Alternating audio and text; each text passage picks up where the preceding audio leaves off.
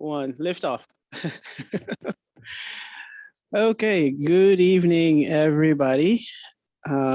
We are gonna go ahead and move forward with our City of Bloomington Township meeting. And we're going to start with a public hearing first. And I'm gonna go ahead and open the public hearing at 5:31. And we need to take record of attendance, correct? That is correct. Okay. All right, trustee Matthew, Here. trustee Bolin, Here. trustee Montney, Here. trustee Emig, Present. trustee Becker, Here. trustee Urban, Here. trustee Ward, Here. trustee Crable, Here. trustee Crumpler. Here. Okay, and the subject today is the proposed fiscal year 2023 budget. And I guess we're gonna move ahead with a presentation, quick presentation from Township Supervisor, if at all. If at all. I did not prepare a presentation. It's Okay. been in front of the public's viewing Right. for the past 30 days. Okay, understood. Thank you. And I guess at this point, we're gonna move ahead to comments and discussions from council members, need be. Mayor. Oh, Councilmember Crable. Thank you. And I sent this to Deb before the meeting. So my question is, it shows that the General Assistance Fund will be below 200,000 by the end of 2023. And then, I've seen it continually drop over the last few years. Is that going to be concern eventually with it continuing to drop, and how are we going to address getting more money and the appropriate amount of money in that fund? I believe that. Can you hear me okay? Can you hear me Probably need to move it forward a little bit. forward? Yeah. I don't have a concern for that at this time. Our numbers for the year end, this fiscal year end, are a lot lower than what was budgeted. We weren't sure how COVID would affect us this past year. We haven't seen the amount of expenses as we anticipated, because there is still remaining state and federal funding. There's also IDES overpayments that we aren't able to pay on. So we haven't had the people come in as we expected to see. So that will roll over into the fund balance for the next year. That's good to know. Thanks, Deb. Mhm. Okay, thank you. Any other? Oh, okay. My question was very similar to yours. I looked at the same number and yeah, I assumed it was maybe Deb, because we were helping more people, Is that like naive on my part? There are a lot of factors that go into, where we're at today. I do want to address you in a different way than I did with trustee Crable, because in looking at the numbers each year, what we did, if you notice the expenses on the general assistance, you see that those numbers basically went down in fiscal year 21. That was the start of the COVID. We also levied less in that 2020 timeframe, because we don't necessarily want an overabundance in the general assistance when we can't move that money. That has to remain in there. So we allowed for that flexibility to move into the general town fund. That was for this, it ended up being for the Pscrb and for other programs such as our work fair program. And then also for our building maintenance, we were able to not bond, establish a bond for that money, because we've been saving for it for a number of years. So with that, there's just a lot of ebb and flow of things. And I wanted to just, if you give me a minute just to touch on this too. In the report, I pulled some reports for year end for general assistance. In year end 2020, fiscal year end, we had many more grants in the emergency assistance than we did in the year before, both in numbers and dollars. And then we go into the fiscal year 2021. year end, we had $23,000 less in the workfare program expenses because we didn't have workfare anymore because of COVID. We had other funding sources, so we saw a lot of denials and emergency assistance. You see, there's a lot of different factors that play into the part. We had 1,500 more phone calls though that we couldn't assist because of other governmental funding. And then in this fiscal year end, we have rents now going up $100 to $200, per landlord tenant relationship. So we're anticipating those numbers are going to go up in terms of client needs. Ameren and NICOR have a moratorium that's being lifted now. However, LIHEAP's still in place until they run out of money. At this point, they're not out of money. But COBDG or CDBG monies from the city are about ready to run out. In fact, we're not sending any more to them right now. So a lot of things fluctuate. We're just anticipating and preparing for the need. We have the 200,000 that was allowed to be transferred over from GT that really hasn't moved yet until we need it. So I think we're okay right now. And just a quick follow-up. So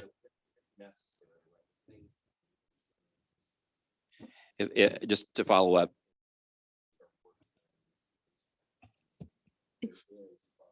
Sorry, trustee Crable, it keeps turning off for you for some reason. yeah, it keeps going off. Sorry, I'm not supposed to be talking. But additional funds could be taken from the town fund, right? If needed. Okay. Absolutely. That fund we're allowed to pull from that. Okay. as Thanks. needed. And we have to provide general assistance. so. Right. Right. Thanks. Okay, thank you. I think at this point, we're going to go ahead and close the public hearing at Trustee 5:30. Milawamwe, Oh, if sorry. we could just note that we didn't have anyone register to speak at the public sure. hearing, just for the record. Thanks. We did not have anybody register to speak at the public hearing. Okay. All right, so now we're going to go ahead and close the public hearing at 5:37 and move right into the regular meeting of the City of Bloomington Township. So I'm going to go ahead and call the meeting to order, and if everyone could stand for the Pledge of Allegiance. Allegiance to the flag of the United States of America and to the republic for which it stands, one nation, under God, indivisible, with liberty and justice for all.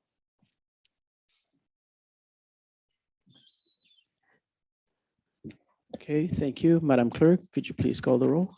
Yes, trustee Matthew, Here. trustee Bolin. Here. Trustee Montney. Here. Trustee Emig, Present. trustee Becker, Here. trustee Urban. Here. Trustee Ward. Here. Trustee Crable, Here. trustee Crumpler, Here. and trustee Milawamwe. Sorry. Here, thank you. Next item is the consent agenda. Is there any item on the consent agenda that anybody would like to have removed? Seeing none, is there a motion? Approve as presented. Okay, motion by trustee Matthew and then second by trustee Bolin. Madam Clerk, would you, oh no, are we do, yep. Yep. Call the roll. We're not doing Trustee- electronic yet. Yep, trustee Matthew, Yes. trustee Bolin. Yes. Trustee Montney, Yes. trustee Emig, Yes. trustee Becker, Yes. trustee Urban, Yes. trustee Ward. Aye. Trustee Crable, Yes. trustee Crumpler, Yes. trustee Milawamwe. Yes. Next item on the agenda is the regular agenda, passing the fiscal year 2023 budget ordinance as requested by the township supervisor. Is there a motion to do I'll so? make that motion. Okay, motion by trustee Bolin. Is there a second? I'll second. Second by trustee Math. Well, let's do trustee Crumpler just for fun. For changing. Okay. Madam Clerk, could you please call the roll? Trustee Matthew, Yes. trustee Bolin. Yes. Trustee Montney, Yes. trustee Emig. Yes. Trustee Becker, Yes. trustee Urban, Yes. trustee Ward. Aye. Trustee Crumpler. Oh, I went out of order tonight. Sorry. Crable Yes. and then Crumpler. Yes. Thank you. And trustee Milawamwe. Yes, thank you. Next item is a report by our elected officials, and we'll start with Township Supervisor Pscrb. I keep pressing it. I just wanted to know, we are receiving an award on April 19th for innovative program with our POTS program. You're all invited to lunch. That's provided through TOI and part of it through us as well. And so we're going to be present at the warehouse, which is 1700 West Washington Street. We hope you can make it. We're hoping for good press coverage on that as well. And then the annual town meeting is coming up on April 12th. It'll be here in this room. So, and that's at 6 p.m. Okay, well, congratulations on the award. Yeah, thank you. Nice job. Any questions? Actually, yeah, I do. Okay, trustee Urban. Would you be so kind as to make sure we all get an email with those particular dates and invitations? Absolutely. Thank you. Awesome. All right, so we're gonna move on to trustee, sorry, not trustee, Township Assessor Scudder. Good evening. We're looking for people to work in my office again. Our commercial appraiser moved on to the county and now is the supervisor of assessments for McLean County. We're moving some people around, but tonight I wanted to share with you what some of the qualifications are to run for assessor in the state of Illinois, and share some education links. And if you know anyone interested in maybe transferring their skills into the assessment community, send them my way. Okay, and you sent that to us by email, right? Yeah, okay. Yep, I saw that in the report. Okay, thank you. Any questions for Assessor Scudder, not trustee? Okay, no questions. Madam Clerk, do we have any public comment? We did not receive any public comment. Okay, thank you. So at this point, I'll entertain a motion to adjourn. I'll make that Okay, motion. motion by trustee Bullen, second by, I'll second. okay, trustee Emick, just for fun. Okay, all those in favor signify by saying aye. Aye. Okay, we are adjourned and we'll be back in about 15 minutes.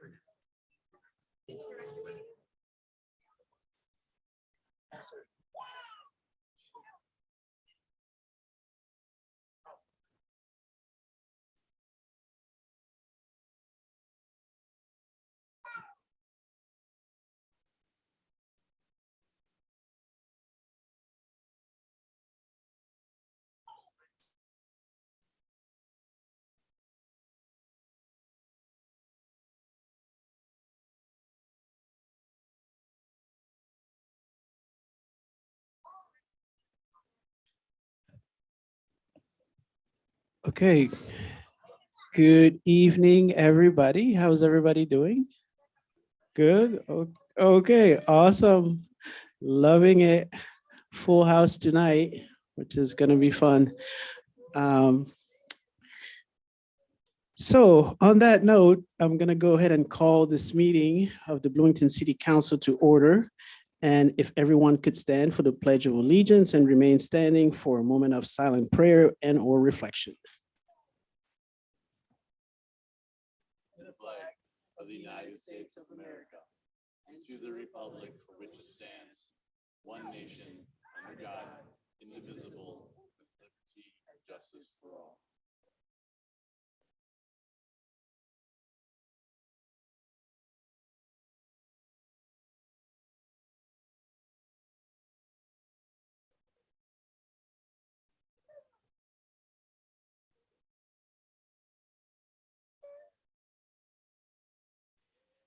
Thank you.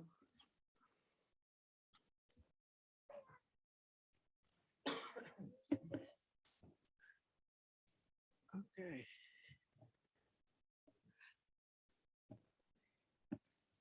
Okay, Madam Clerk, could you go ahead and call the roll? Councilmember Matthey, Here. Councilmember Bolin. Here. Councilmember Motney, Here. Councilmember Emig, Present. Councilmember Becker, Here. Councilmember Urban, Here. Councilmember Ward, Here. Councilmember Crable, Here. Councilmember Crumpler, Here. Mayor Millawamboy. Here. So the next item on the agenda is a recognition proclamation recognizing WZND Day. And I believe we do have Steve Cease in the audience. If you want to come up to the podium while I read this.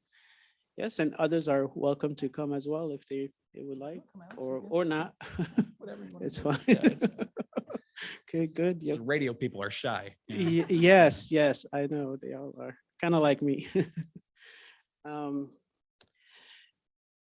So whereas WZND will be celebrating its 41st anniversary on April 1, 2022. And whereas WZND continues to provide music, news, and sports coverage to the community and valuable experience for students both on the air and behind the scenes. And whereas WZND MCs Illinois State University events, including Welcome Week, Winterfest, and Festival ISU, and is the flagship station for Redbird Volleyball, baseball, and softball.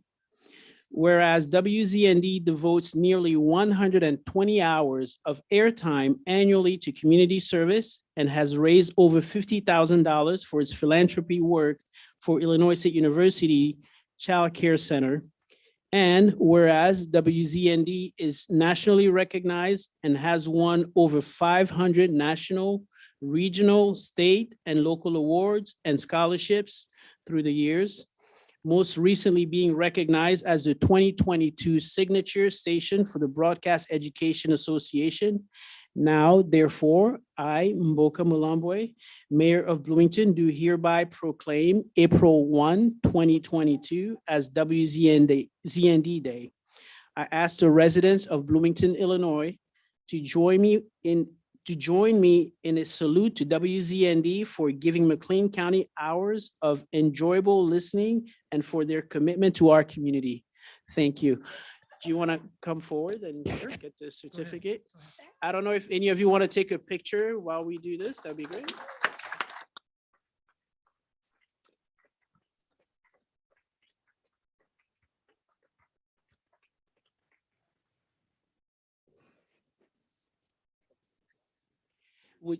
Would you like to say a few words? Just briefly, yeah. I know that'd be you're great. shy, but Yeah, I think there's a handful of folks that are happy I'm not here for public comment tonight.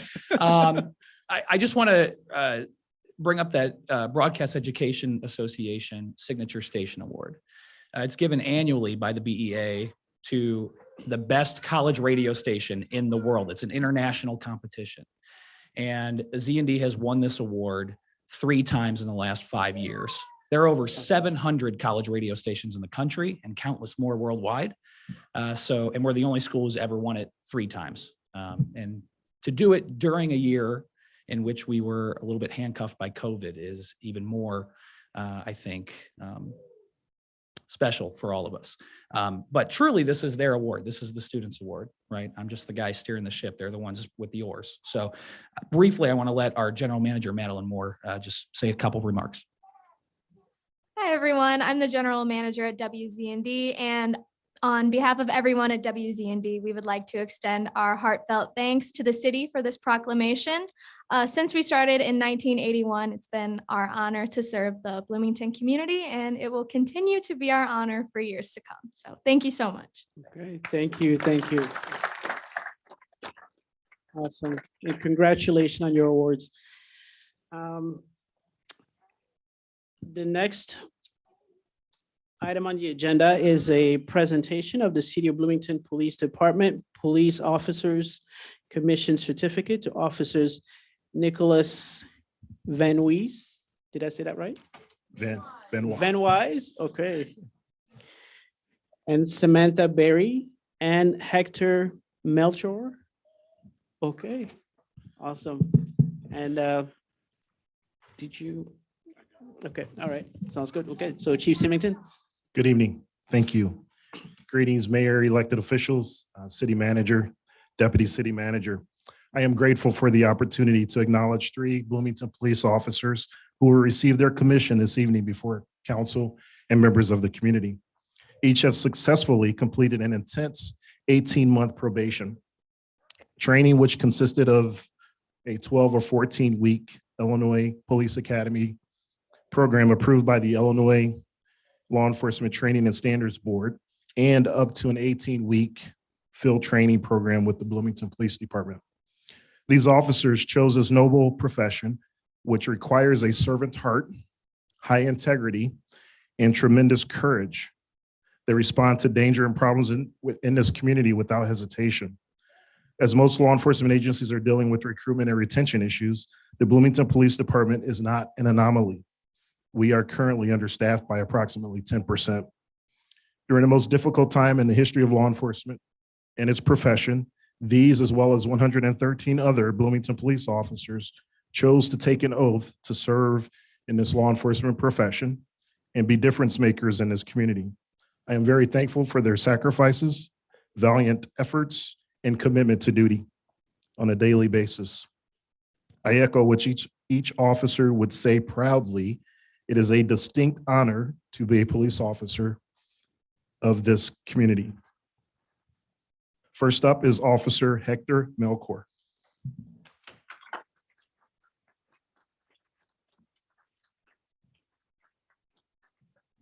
Family here? Yes, sir. They can come up too, please. Officer Melchor was hired May 4th, 2020. Hector and his fiancee, Kirsten, have been dating since their sophomore year in high school. They have 3 children, a daughter, Bailey, and 2 boys. They have an intent to get married May of 2023. That's what I've been told, right? Very good. Before joining the Bloomington Police Department, Hector was a corrections officer and court security officer at the Champaign County and Piatt County Sheriff's Offices. He was a correctional officer for approximately 3 years. Hector went to Urbana High School and later attended Parkland Community College. While at Parkland, he was a member of the Criminal Justice and Club Latino clubs. These clubs focused on community outreach programs and college success for its members. Hector is currently completing his bachelor's degree at Southern Illinois University at Carbondale. While off duty, Hector's favorite hobbies include watching sports, attending his daughter's basketball games, and spending time with his family. While serving at the Bloomington Police Department, Hector received a letter of commendation from me for seizing 1 ounce of methamphetamine here in Bloomington, which was valued at over $1,500, and apprehending a felony drug dealer. Congratulations.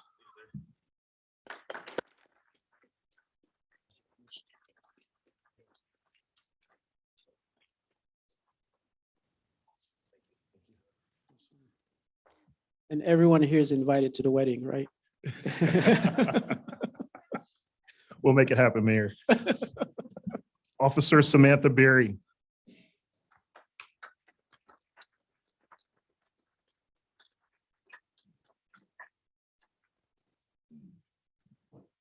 Samantha was hired August 24th, 2020. She grew up in Hayworth, Illinois, and graduated in 2012. She attended Eastern Illinois University and graduated with a bachelor's degree in sociology. Samantha was hired as an officer by the Eastern Illinois University Police Department in 2016 and worked there until joining the Bloomington Police Department.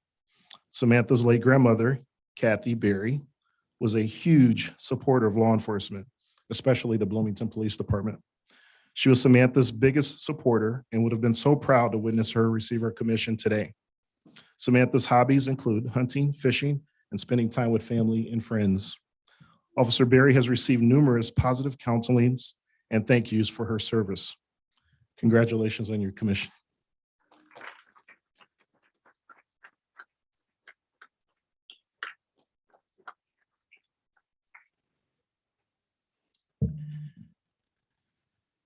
Officer Nick Van Waa.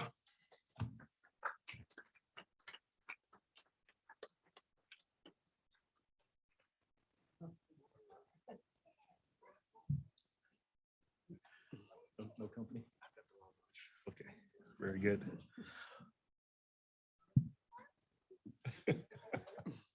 The joy of kids. Officer Nick Van Waa was hired August 24th of 2020. Nicholas is married to his high school sweetheart, Brittany, and they have 2 wonderful children, Dylan and Ava. Prior to joining the Bloomington Police Department, Nicholas was a K-9 handler with the Swansea Police Department, where he served approximately 7 years. Nick was born and raised in Pontiac, Illinois, and attended Southern Illinois University at Edwardsville, where he received a bachelor's degree in criminal justice. He is a veteran and served proudly in the Illinois National Guard for 9 years, with 1 deployment to Iraq in 2008. Prior to having kids, Nicholas spent a lot of time outdoors and enjoying going to the St. Louis Blues and Cardinals games. Nicholas has received numerous positive counselings and a commendation from the McLean County State's Attorney's Office regarding his excellent domestic investigation, which resulted in an arrest in a strangulation incident in the city of Bloomington. Thank you for your service and congratulations on your commission.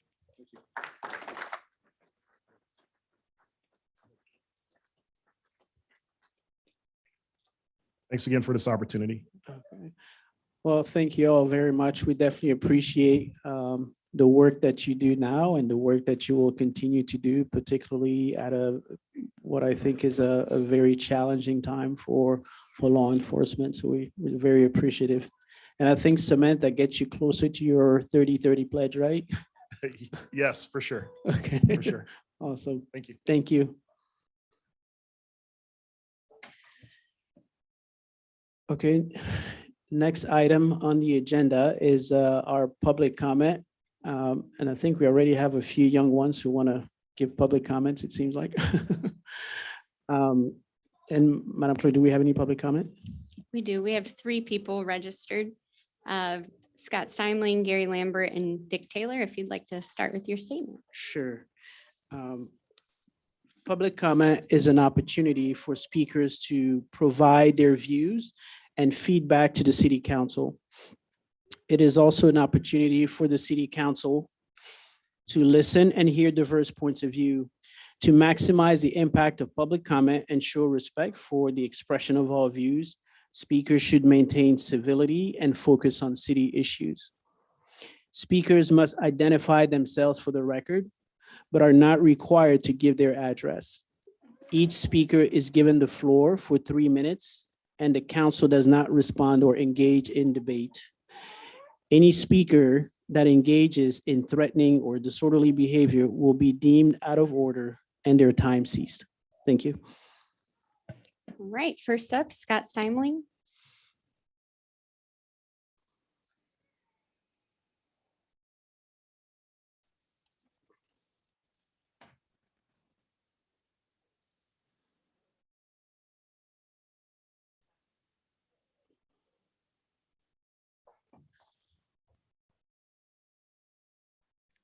It's okay, brings more life into this place. Scott Steinling. My concern is the roads are crumbling under our feet, the fireworks. They, with the monies that are spent on the fireworks, why can't they be canceled? We did it without them in 2019, in 20, and 21. Why can't we do it without them in 22 and put the money right in the roads where they belong? The storm inlets are sunk down so low, they're below the curb line on Fleetwood Drive in front of 201, if you want to go check it out. That is absolutely unforgivable. I mean, to think that the city, they keep raising the motor fuel tax, the home rule tax, they've always got ideas to raise revenue, but they don't keep up the infrastructure. And there are places that have washed, the roads washed away down to the end of the street where I'm at. And I've brought hunks of the road to the meetings. Hadn't done a bit of good. They're getting worse. They're not getting any better, and they won't get any better without attention. But the city's got all kinds of money to spend on everything else. We don't need a new swimming pool. There are other pools in the city of Bloomington that we don't need to spend that kind of money on a swimming pool that can be used a few months out of the year. Why not put those in the roads, the sidewalks? And the sidewalks, people have almost tripped on them. So, you know, I'm still waiting to see the day that those are addressed. I understand the 4th is like 3 months away, but now's the time to stop those fireworks. Not on the 3rd of July. I'd greatly to know, unless it's the powers that be that, you know, want these fireworks. And I know there are going to be people who are upset, but I wonder if the chief is really upset when one of his officers stops somebody and issues him a traffic ticket. Thank you. Thank you, Scott. Thanks. Next up, we have Gary Lambert.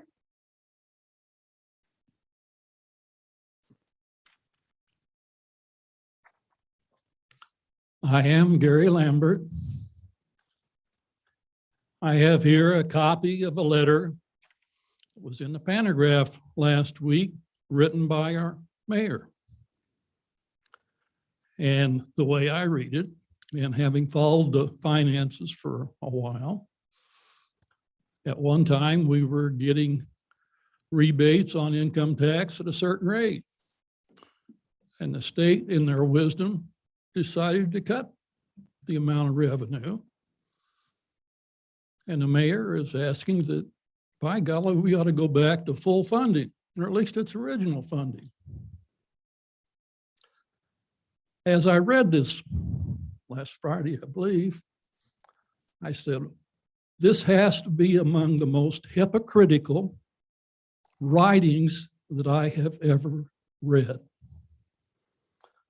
What he's asking for is exactly what the citizens of the city are asking for, and take things back to the way they were. We used to have the garbage was funded out of the general fund. We had the roads funded out of the general fund. We had taxes increased just because we were on hard times. But by golly, once we get them, we're not going to turn loose of them. So you're taking the position, Mayor, in the exact same way that the citizens are. The city is flush with money. You're taking it in hand over fist. You're doling it out on quality of life projects. I see we're spending more out of the reserve fund on the pools than we are on the roads this year. If I read the numbers correctly. It gets down to the pot calling the kettle black.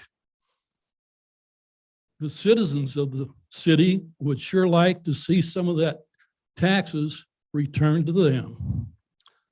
Thank you. Okay, thank you, Gary. Who's Next up, we have Dick Taylor.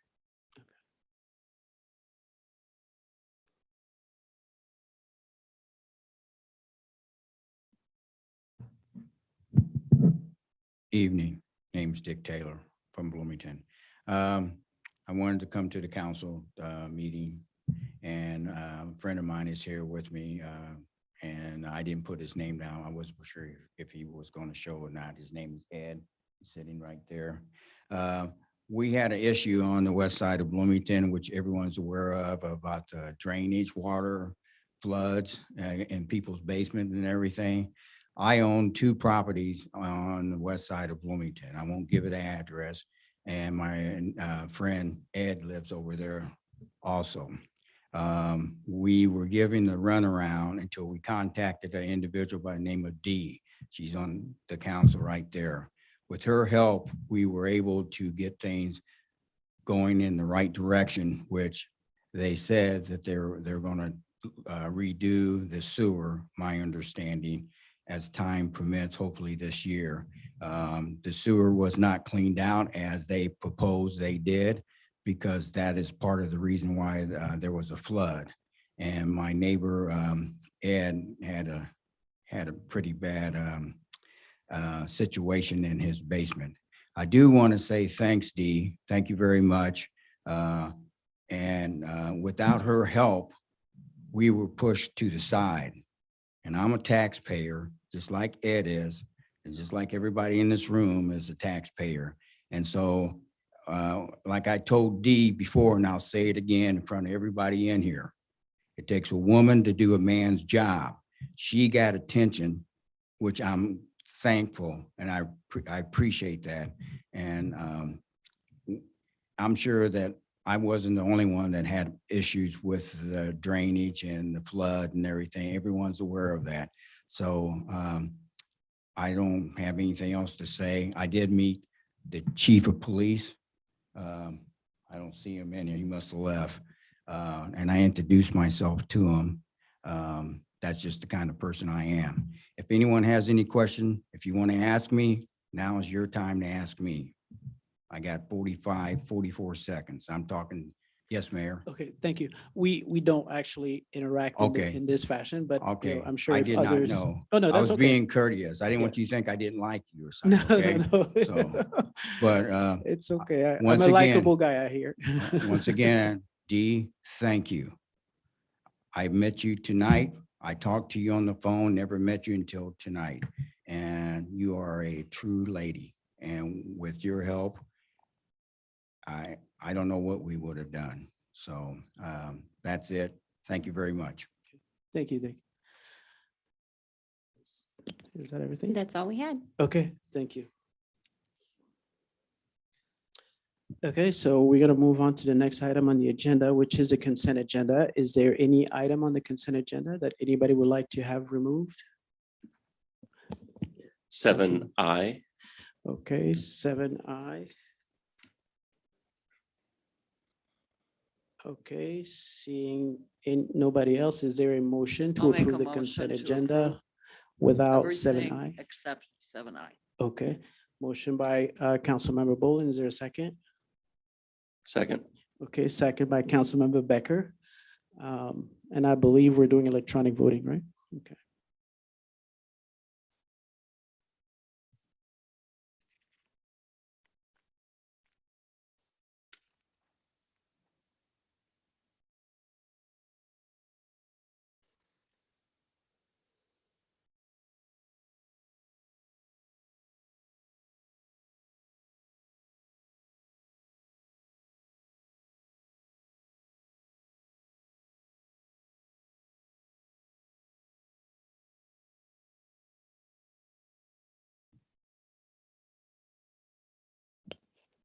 Councilmember Monty has voted. It just needs to be refreshed on the screen.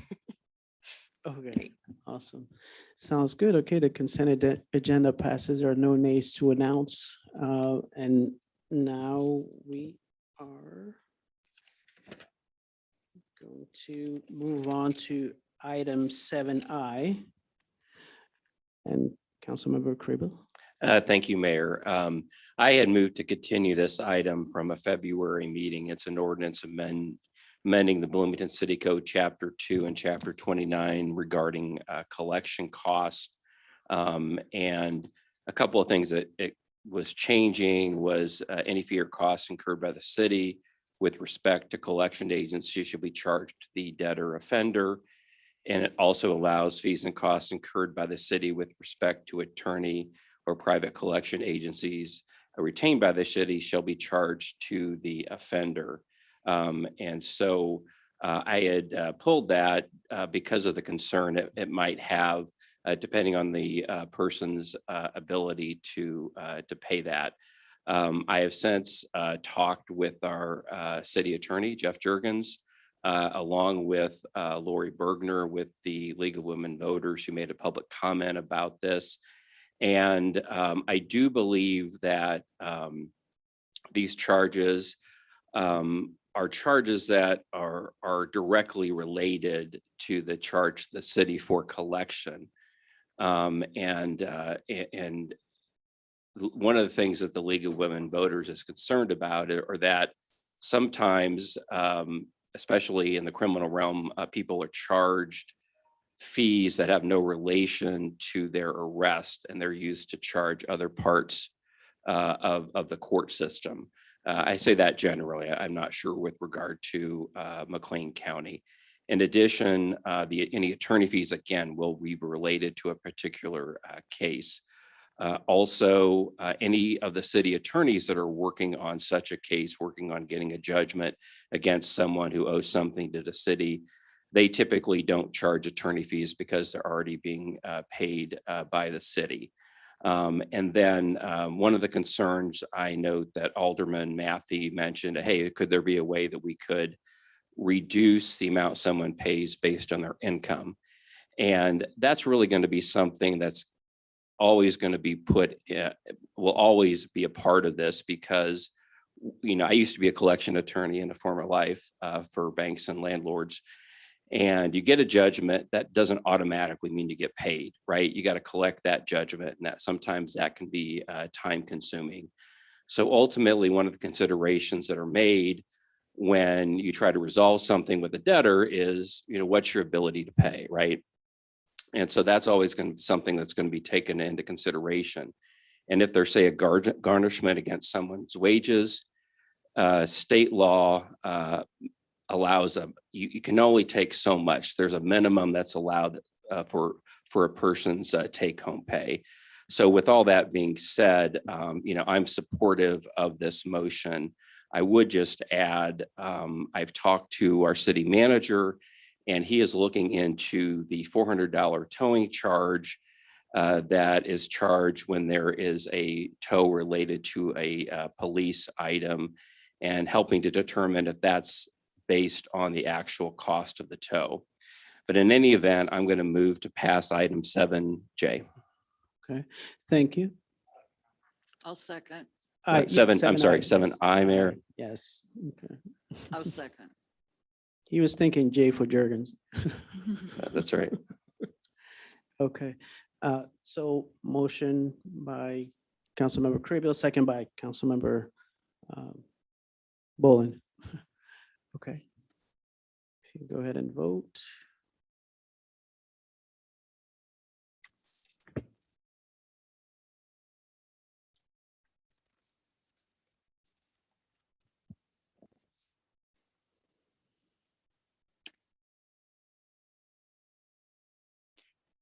Okay, the item passes. There are no nays to announce. Thank you. Now we're going to move on to the next item on the agenda, which is a public hearing for the FY 2023 proposed budget as requested by the Finance Department.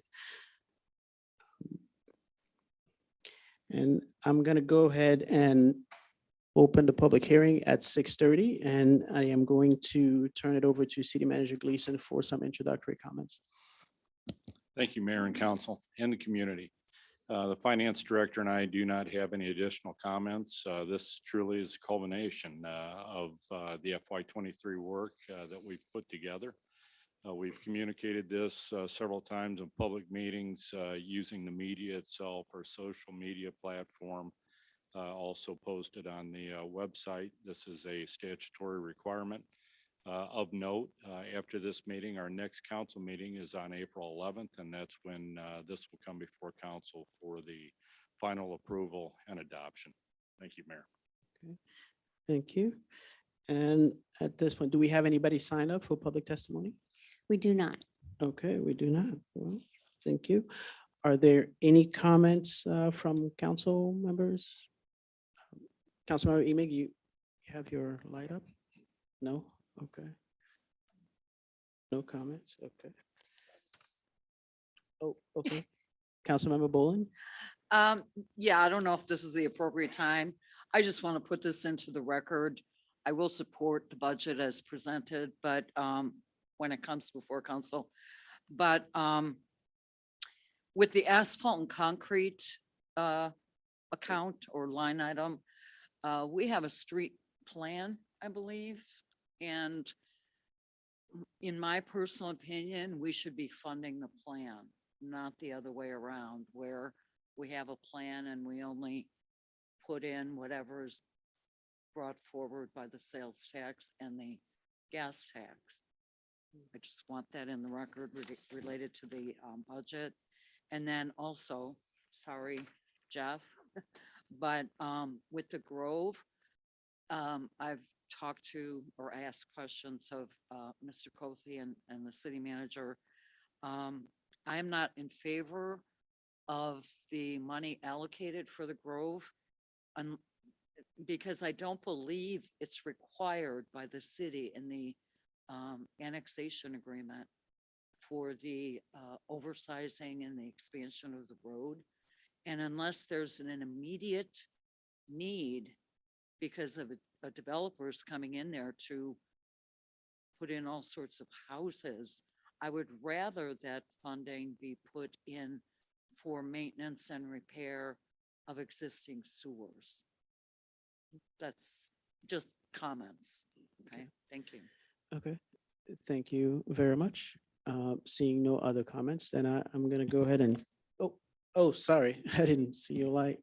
No, I did have a comment. Okay.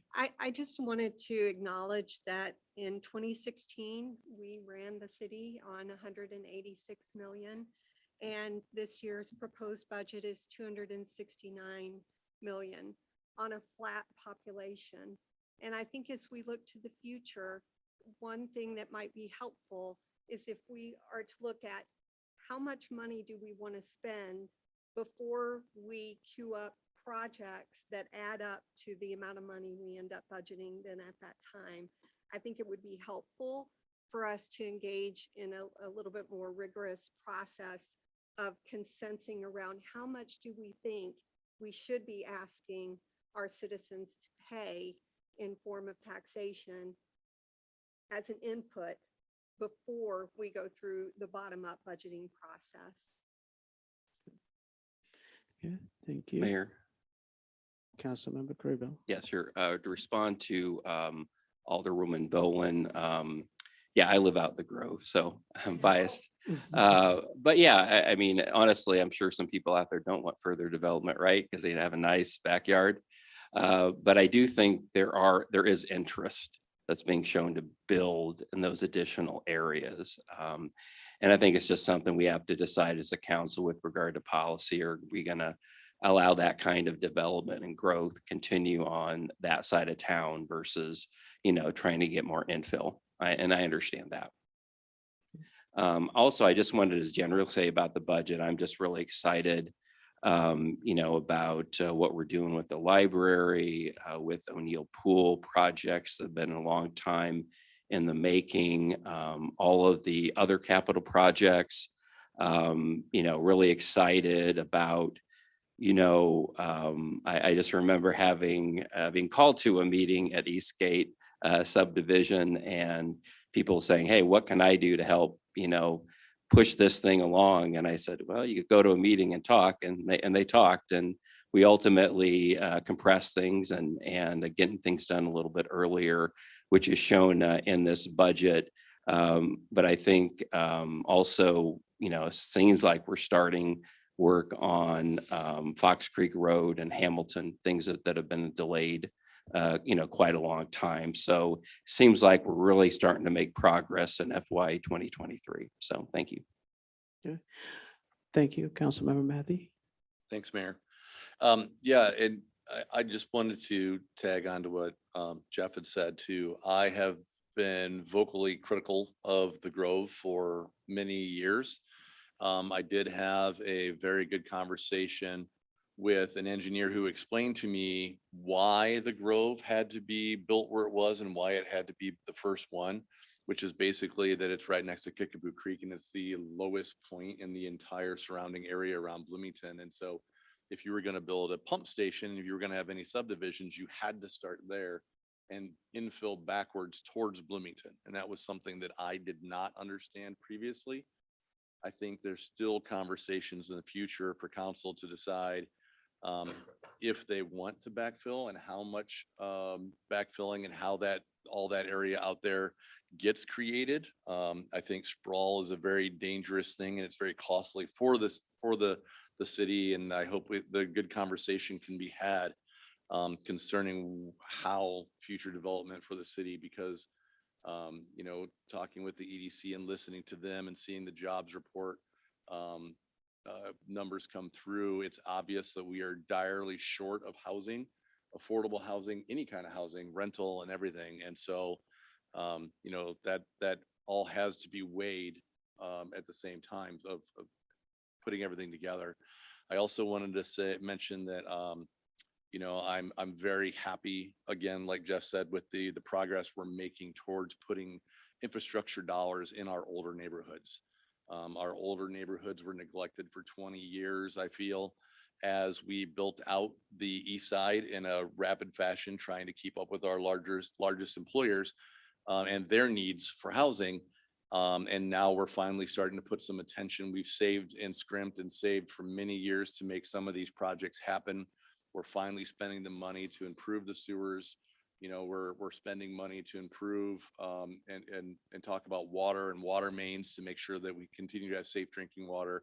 And once all that gets done, we're building the roads back on top of it. So I really appreciate all the work that has gone into making sure that we can bring our older neighborhoods, our core part of the community, back up to standards. Thanks. Okay. Thank you. Okay, seeing no one else, I'm gonna go ahead and close the public hearing at 6:38. That clock is hard to read. Awesome. And we're gonna move straight into the regular agenda. Next item is a presentation and discussion of the Public Safety and Community Relations Board Annual Report as requested by the Administration Department. I'm gonna turn it over to City Manager Gleason for some introductory comments. Thank you, Mayor and Council, and to the community. This is the annual report that's going to be presented by Dr. Ashley Farmer, who is the current chairperson for the Pscrb. Also represented is the Chief Diversity and Inclusion Officer for the city, Michael Hurt. And I think Chief Symington is going to represent the Bloomington Police Department if there's additional questions. Dr. Farmer. Hi, thank you. Hello, everyone. So as mentioned, I'm Ashley Farmer, the current chair of the Public Safety and Community Relations Board, and I am here to give you our annual report, which is intended to provide a brief summary of activities for the PSCRB from January 2021 to date. Some highlights include a review of monthly and quarterly meeting dates, presentations to and feedback from the community, a report on complaints reviewed, and action items. So first, for a review of monthly and quarterly meeting dates, the PSCRB established monthly meetings for the first Thursday of each month, and quarterly meetings were scheduled for the first Thursday of each quarter. Meeting locations through June 2021 were virtual due to COVID-19. And afterwards, meeting locations included the City Hall Fishbowl, Bloomington Police Department's Osborne Room, Miller Park Pavilion, the Government Center Community Room, and Council Chambers. Next, for presentations to and feedback from the community. Monthly meetings included reports from the Bloomington Police Department on the number of complaints received in the previous month, year to date, and those pending investigation, as well as a detailed TASER report. Future meeting dates, locations, and pending discussion items are also discussed. The Bloomington Police Department reported that for 2021, there were 32 total complaints received. This is compared with 22 complaints in 2020 and 11 complaints in 2019.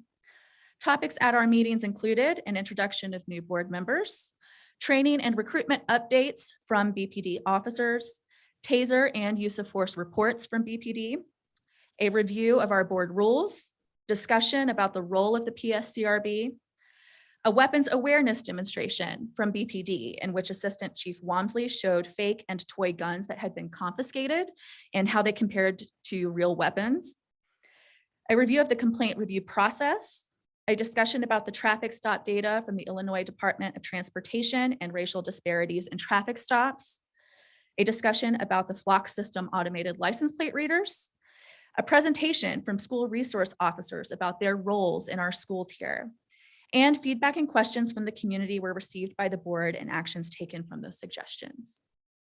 Next, a report on complaints reviewed. The PSCRB received one request for review that was in July 2021 through the city legal department. In this case, number 2021 R01, the complainant wanted the name of the individual or individuals who had made a complaint that resulted in a car being towed. The police department is not privy to that information, and for the sake of confidentiality, they would not be able to release it even if they were. So the PSCRB is charged with reviewing whether or not police personnel followed procedure. The complainant filed the action against the process and not against any police personnel. The board found that BPD had followed procedure in its complaint review process, exonerating the officers in question, and did not recommend any policy or practice revisions. Next up are our action items.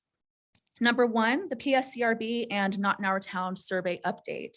As discussed last year in our annual report, the PSCRB and Not in Our Town Bloomington Normal collaborated to release an online public survey in March 2021 on citizens' attitudes towards the Bloomington Police Department.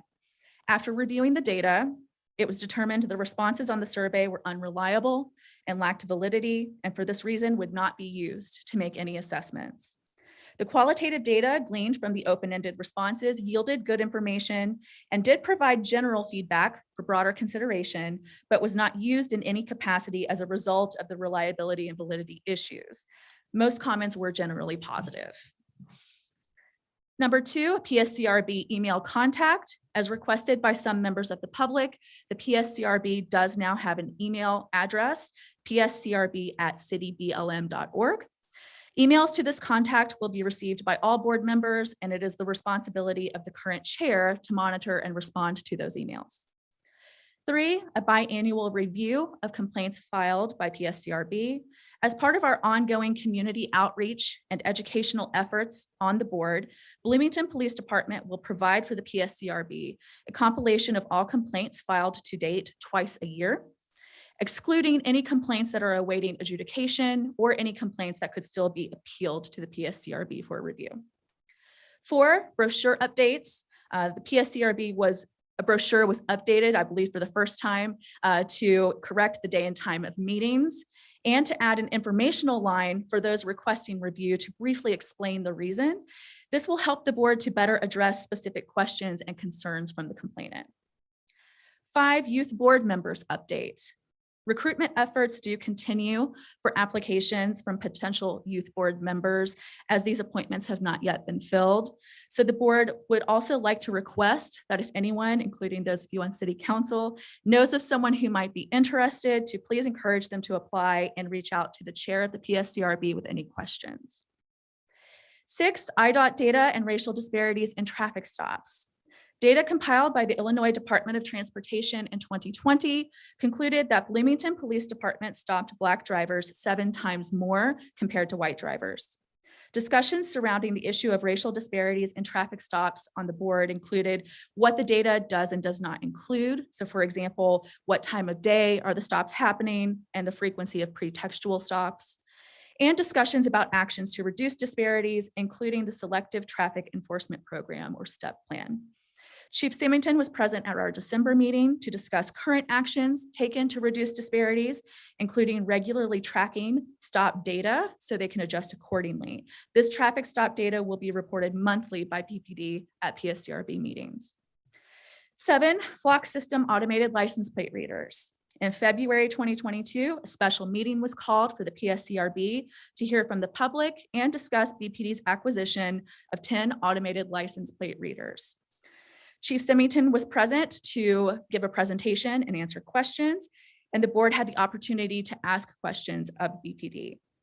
As a result, the PSCRB sent a motion to City Council that was approved by all of our members present that the police department's policy should be updated to include how information will be shared externally for auditing for better public accountability and transparency, noted that there were concerns from the community, suggested more discussions and open forums if and when this contract is up for extension or renewal, and noted that the PSCRB approved of the cameras as a crime-solving tool, not for crime reduction.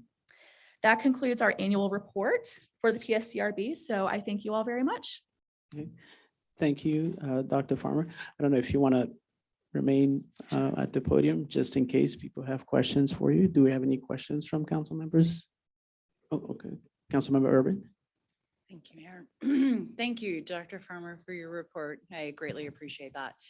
And I'm confident that my ears didn't fail me, but let me come back and just question real quickly. You said there was one complaint reviewed in the last year with the PSCRB. Did I hear that correctly? Yes, since March of last year. I joined the board in March. So for 2021, there was one complaint. There were some discussed on the board in early 2021 that had been left over from the previous year from 2020. So one from 2021. Okay, thank you for making that clear. With that information in hand now, I'd like to just kind of look back at you, and it may or may not be under my purview, but I would like to see some conversation with you and the PSCR board a little bit more openly about expanding the responsibilities of the PSCRB. Initially, when it was created, I believe the original council was kind of doing it at a, let's create this and see where it goes. So now that we can see where it's going, I think that it may be time for us as a council to look at and consider some options of increasing the responsibility of the PSCRB and a better service to the community, as well as a better service to the BPD. So I would encourage you to work with our city manager and the appropriate people to start having that discussion, and perhaps maybe in 3 months, if city manager would allow, for you to come back and give us as a council some ideas of how you can increase the service and bridge the gaps between the police department and the community. Yes, thank you. And I appreciate that, because this was something we discussed at our meeting last month in March, that role of the PSCRB that was mentioned here, which is that, we now, years after the inception of the board, do a lot more than just review complaints. I mean, we've had public discussions about the racial disparities in traffic stops issue. We had public discussions about the flock system automated license plate readers. So our role has kind of expanded, but in an official capacity, that would be nice. So I think that's what I'm saying. Yeah. Let's move it from the direction you're going to an official capacity. And that requires a conversation amongst the council.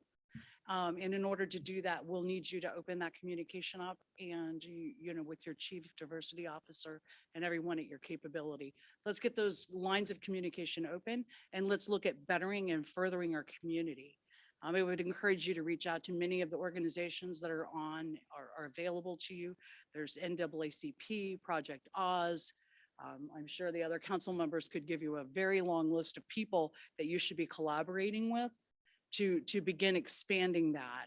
And also, you'd mentioned needing people, some youth for the, I would again encourage you to get in touch with NAACP and see if they don't have people that would come alongside with you. We have. Yeah. So keep moving in that direction and let's see you back maybe in a couple of months and get some further movement. Sounds good. Okay, and thank you for your presentation. Thank you. Councilmember Emig. Yes, thank you for your presentation, Dr. Farmer. And I just want to applaud that I do see a lot of expansion here in terms of the work that the Pscrb is doing. And am also interested, as Councilmember Urban requested, to see what more can be done in a more official capacity if possible. My question for you is related to the survey and the survey results and how they're not, validity and reliability are challenging metrics. Is there any conversation of having another survey that would meet that standard, et cetera? We did have that conversation. The problem is, we're a volunteer board with limited resources. And so we can only do the type of modality that we did, which is an online survey. We don't have the means to do like a mail-in survey or in-person surveys. So that's the first issue with an online survey. Anybody can take it. There's no guarantee they live here. People can be dishonest on the survey, et cetera. The other issue is, of course, sampling. We are also limited to using what's called a convenience or availability sample, which is just whoever sees the survey online survey link can take it. So again, we're limited in the type of sampling we can do as well as a board. So we had that discussion, but because of the prominent issues with validity in the responses, for example, just to give you an idea of what I'm talking about, it was discovered that one person had taken the survey 90 times. They had just left the same comment again and again. Now, there were measures in place to prevent that. So what you do with an anonymous survey is you can only take it once per IP address, right? But there are ways around that with like a VPN. Which is pretty easy to download and use on your phone or your computer. So someone with a VPN could then go in and take it 90 times, 100 times. And once we discovered that, it was an issue of, well, now we can't guarantee that any of these responses are valid because the vast majority of people did not leave comments on the survey. So yeah, to answer your question more directly, we did have the discussion. One thing that came up was the possibility of having questions added to public surveys or community surveys that are already happening. So for example, Mike Matika from Not in Our Town, who we collaborated with, mentioned that Illinois Wesleyan sometimes does a community survey, and that when they do that again, if they do that again, we could add some questions to that survey because it's already established. So that is one option. Okay. Thank you. Councilmember Crable and then Councilmember Matthew. Thank you, Mayor. Thank you for that presentation. A couple of things. I know there were some problems with that survey, but I think it does show there's a pretty overwhelming support for the police in the community, right? Yes, most of the comments did seem to come from individuals and they were generally positive. And also on what are the ages for youth members? 16 to 21. Just a suggestion, maybe have a meeting at the high school. We did reach out to the high schools, but I think we did discuss actually going in person now, that might be more feasible now that COVID is less of a concern. So thank you for that. We have reached out to them to give them information to pass out, but I don't know to what extent students have seen that. I do think the Pscrb has been a great asset to the community in a number of ways, especially when, there was discussion about the traffic data. And I think it really speaks to the police chief that he's been there to a lot of meetings since he's come on board, specifically talking about the traffic data and how some ideas on how that could be, changed. And also I thought that his presentation on the flock cameras was good. There was a lot of, questions from the members of the PSCRB, and I think, that helped get us to a better place. So, and then, sorry, one other thing, I think people get confused about what the PSCRB does. And so the PSCRB, there are complaints made to the police department. And if whatever happens, let's say the department finds that there was nothing wrong, right? They finish their investigation. And if someone wants to challenge that, they go to the PSCRB. Now, the PSCRB's role is not to determine whether, say, a particular officer did something wrong, like say use excessive force or something like that. It's only to make sure that the investigative procedure of the police department was followed. Is that accurate? Correct. Did they follow policy and procedure? Yeah, thank you. Thank you, Councilmember Matthey, and then Councilmember Ward. Thanks, Mayor. So I'll be honest, at first I thought you were going to ask us all to sign up for the youth position, and I was really appreciative that you thought we were that young. So thank you for that. No, I was actually going to add the clarification that Jeff did, so I appreciate that. But going back to the idea of the surveys, and you said that a print survey wasn't available to you. I was wondering if there was a way to maybe insert the survey into the water bill. Right, that would be, we'd ensure that it got distributed to the majority of households. I know there are a lot of people who don't get a physical or a print bill anymore, but if it went out with the email bill, if that was something we could do, that could be a way to at least increase awareness and try to isolate some of the survey results to maybe get you some better data to operate from. Right, that'd be one thing, because we're printing them anyway for the most part, so why not add that to it? And that was really my only comments. I just really appreciate what you and all the members of the board do. So thank you all for your service. And thank you for that suggestion. If it's possible, I think that would be fantastic. We probably know at least the number of people who get a paper water bill. So as far as sampling goes, it could be much more scientific in that respect. Yeah, and I did think I had one more thought with for those youth roles. It might be worth reaching out to Western Avenue Community Center or the Boys and Girls Club. They have, both of them have extensive team programs, and there might be, participants in there that would be interested there too. Thank you, Councilmember Ward. Yeah, I was just going to say that one of the things that I appreciate that the PSCRB is already doing is the informal role that members of the PSCRB play in terms of providing guidance and counsel to members of the community who may not have a complaint that rises to the level of a formal process, or who may not even feel comfortable offering such a complaint, but who the members of the board nonetheless have made themselves open to speaking to people and giving them a perspective and a way of thinking about things. And I think that that's an often unseen role that the PSCRB plays. So whether there's one complaint or there's 100 complaints in a given year, I think the simple fact of having a PSCRB sends the message that the community values this role.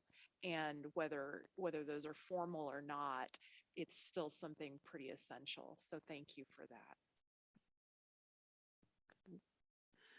Okay, thank you. Seeing no other questions, I just want to thank you again for your not only your presentation, but also for being a member of the board. I know being a volunteer is not easy. It's a lot of time, and we definitely appreciate all of you. And I know a couple of your board members are here present. If you want to wave your hand so we can see you. Okay, thank you. Thank you very so much.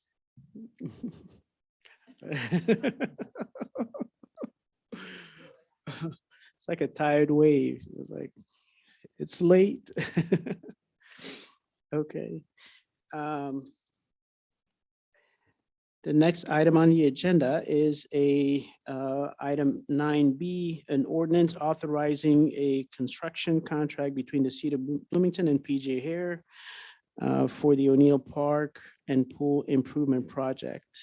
in the amount of $13,870,320. And an ordinance amending the fiscal year 2022 budget in the amount of $10,524,829. So I'm going to go ahead and turn it over to City Manager Gleason for some introductory remarks. Thank you, Mayor and Council and the community. Exciting night tonight.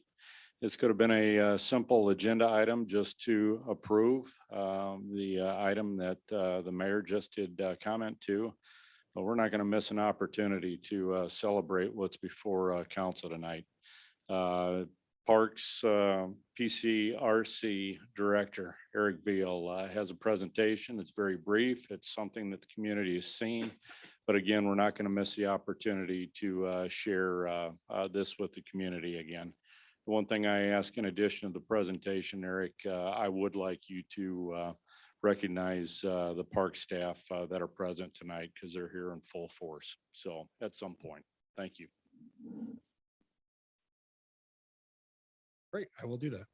Thank you, Council. Thank you, Mayor, City Manager. Good evening, and I am glad to be here to present on the O'Neill Pool and Park project. This is something we've been working on for 4 years, and on behalf of my staff, who I now will recognize, we have Mose, we have Nicole, we have Neil, we have Bob, we have Michael, and we have Dave. Oh, and Jason Wingate from the golf. He's hiding in the corner. So I do want to recognize their work and effort that has gotten us to this point, as well as the Williams architects, their consultants, and all the other city departments that are over in the corner as well, because this was worked on by multiple departments. As you can see on the top of the slide, the one thing that I want you to notice is that we are intending for inclusivity and accessibility and recreation for all. This isn't just a pool project. This is a park improvement project. The recommendation tonight, as we have already mentioned, is for the approval of the low bid of the total project from PJ Hare for $13.875 million. When I say that this is a park project, the things that are hard to see in that initial rendering, because the pool is the prominent focus, is actually on the upper left side, hidden in the trees there. There's going to be a splash pad. The parking lot is moved to the east and is expanded, includes another handicap spot and more parking. And beyond that is the skate park. So we'll get to some of those in the future slides. So next slide, please. This began in 2017 with a feasibility study from the previous administration. We then did a community survey of almost 1,000 residents. We did a neighborhood survey. We did a charrette process at Sheridan Elementary School across from O'Neill Park. And with that, that is a participatory planning process where architects, engineers, and citizens all get together and put together their minds on paper for what the future will hold. What this photo is last fall when we had a public meeting at O'Neill Park Shelter. Next slide, please. So let's go through this aerial view of the majority of what this project can become. On the lower left is the pump house, which is the lifeblood of the operations of a facility such as this. The two buildings in the middle and on the right are the bath houses, and each of them has an all-gender changing room. On the right side of the right bathhouse, there will be a concessions area, and that concessions area is intended to serve the pool and the park itself. That way we can serve more people with this concessions. We have only had vending machines in the past, so this is a big step up for us. On the left side of the middle building, there is a community room, and in that community room, we will host birthday parties and other events during the pool hours. The prominent focus right there in the middle is a lazy river. Why is that important? Because that and the slide were what the community said they wanted to us. A lazy river is not available in a public pool, but there are private ones in Bloomington. So we want to be the first one to have the lazy river. And then with the slide tower, which is behind it, you'll see one slide. That one slide is what comes with the project that you would approve tonight, but it is able to accommodate 2 more slides in the future should we deem that as something we would want. As you see on the middle right, that is a zero depth entry area. The thing that you don't see on this rendering that is coming with the project as well, though, and I'm going to read this, it is a water tot play feature with slide, water curtain, dumping buckets, and bubblers, which is awesome for kids. That will be an attraction for them and an enjoyment. There's a shade structure, and there is a pool in the back there that is our lap pool, which we'll talk about in another slide. Next slide, please. So as you know, we already had a groundbreaking for this. We have created and forged new community partnerships. I do want to recognize the West Bloomington Revitalization Project because they have championed this project for us, which we really appreciate. Illinois Wesleyan University, their math class has put together data and analytics that we're going to use now and in the future that we will measure the success of this project even in years to come. The people in the photo are from the Boys and Girls Club, the YMCA, and some residents from right around the area. One thing of note, and Mr. Gleason may want to talk about afterwards, at this event, we announced that there was going to be an endowment of $20,000 that would help with scholarships for people that need help getting a pool pass in the future. Since then, that has grown to $32,275, and we hope it continues to grow.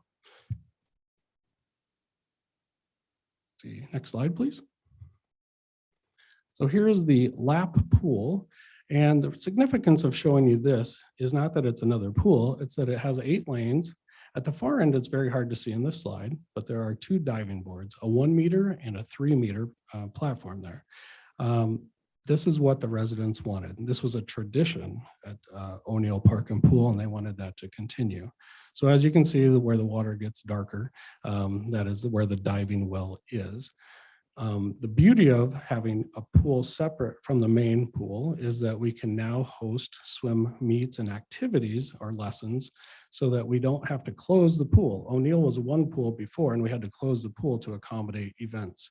Now we wouldn't. We can have swimming events in this pool and still keep the main pool open for the public. Next slide, please. This slide I love the most. This represents what we do in parks, recreation, and cultural arts. I don't mean the words on the left, although they're very important, and we'll talk about them too. This is a young gal. She's a youth. She's a member of a family.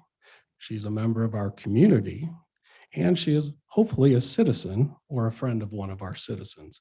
And so what does that mean? And what does it represent? It represents her making memories in Bloomington, Illinois, now and in the future. So that is what we like to see. The other things that go along with recreation are obviously stimulating the West Side economy there. As you can see, creating future employees. We're thinking 25% more with this pool, and working on swim lessons for the future because that's a life safety skill. Next slide, please. And finally, community investment. This is reinvestment in our community. And in addition to that, this is in a regional park that needed a rejuvenation. So once again, this is not a park and pool project, even though, I mean, this is a park and pool project, and we're not just focusing on the pool, even though that's the prominent feature. So if you see there in the middle, that is a representation of a young gal on a splash pad. The upper right is a representation of a skater, but what I want you to note in the background is a concrete bowl. Right now we have ramps that are metal and above ground. They're noisy, and this, what we plan for, would be similar to this photo. The boys there that are either playing baseball or t-ball represent what we have already in the park and will help get better. We are partnering and already do partner with the BNGSA and the BNBA, which are local clubs that help work the softball and baseball fields that we already have. And now, of course, down there on the right, we got concessions again, because that's something new that we wouldn't have before.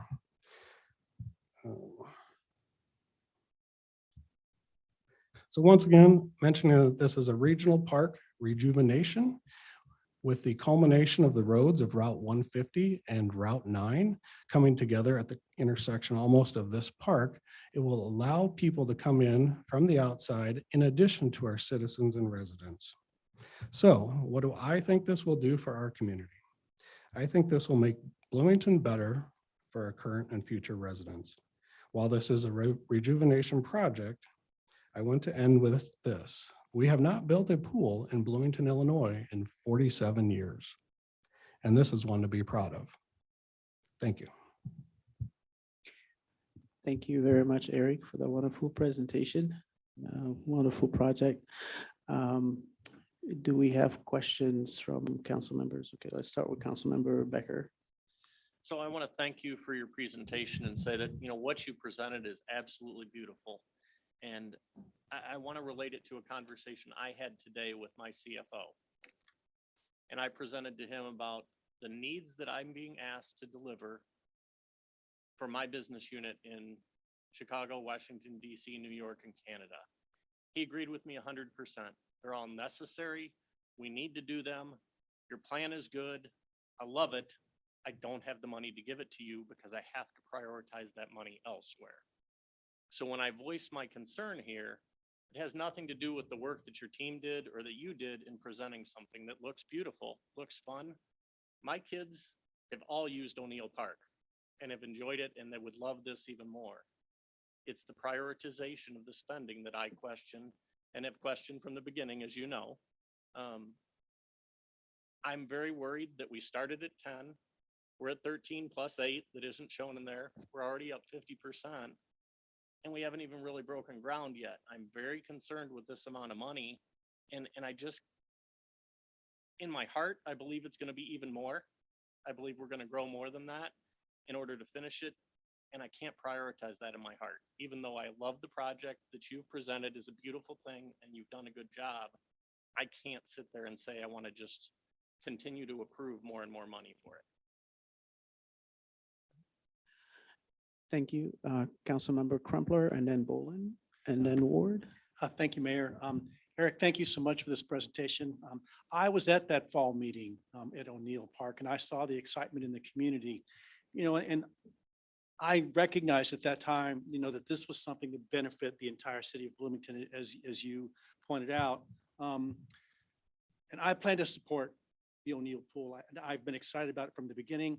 I did have a couple of questions. I wondered in terms of cost, was there any attempt to go back to the company that put in the bid that we're looking at tonight to ask them if they could do it for, you know, for what was closer to the original amount budgeted for the pool? I know we talked about that in some of the 3-on-1 discussions we had. I have not gone back to the company myself, but we have made several cuts along the way to get to this point so that we would present to you a lower alternative than what it could have been. And then also, if approved, we plan on very strict oversight of the project. Included in the total amount is, I believe, about $600,000 in contingency that we hope not to use, but you know, we know that that is in fact a contingency. If this is approved, the relationship will continue with PJ here, where we do ask for them to bring this in under budget if they can. And a related question, and this could be for you, Tim or Eric. No, we also talked about using some of the city's reserves to, you know, to help defer the cost to taxpayer. Is that something that we're still talking about? And is there a ceiling on that amount that's been discussed? It's also an agenda item for this evening yet. With the additional nearly $2 million that it came in over what the original estimate was going to be, we are proposing that we pull nearly $8 million from reserves to lower the bond amount that's coming before council. Very good, thank you.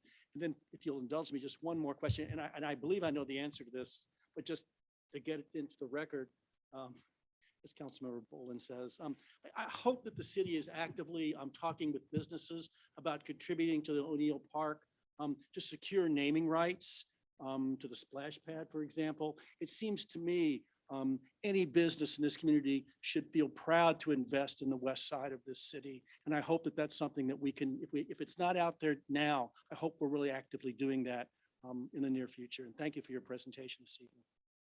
And to that comment, Alderman Crumpler, it was a perfect, you know, if this perfect segue. If this is approved tonight, that definitely will occur. Felt that it would be premature to ask local businesses to consider that without it being approved by council, but that definitely will happen. I understand. Thank you very much. Okay, and I had Councilmember Bolin, you were next, right? Okay, if I remember correctly. Yeah, I have to turn my mic off because otherwise I can't hear. So, I noticed on the amendment to the budget. Let's see, use of fund balance, capital improvement fund, general fund, park construction. What is the $300,000 for? Maybe you don't know, maybe. Oh, no, I know. Scott knows, I or- can tell you. The $300,000 is for furniture, fixtures and equipment that was already in the budget this year that we are moving from this Could year you to. re- I can't hear you. Oh, I'm sorry. The $300,000 is for the FF&E, furnitures, fixtures and equipment. It was in this year's budget, but because the got moved to next year, that also needs to be moved. And correct me if I'm wrong, Scott, is that right? Uh-oh, I guess it's not. Sorry. Was- Scott knows I'm picky. No, as part of the 11.7 million, $300,000 was FF&E. So we're just amending the budget just for the construction costs. The FF&E is getting pushed out to 2023, and we added that to the 2023 parks budget and lowered another expenditure so that the budget stayed the same for now. But it was part of it was part of the structure of the budget for 2022. Okay, but it says for architectural and engineering services. Is that related to the contract? That description, I believe, is what it's being assigned to. So we're removing the $300,000 out of one account and putting it into the construction bucket. So that the total is still the 13.9 million for PJ Hare. Okay, well, I guess what I'm asking is, what exactly is that $300,000 for? The original $300,000 was for furniture.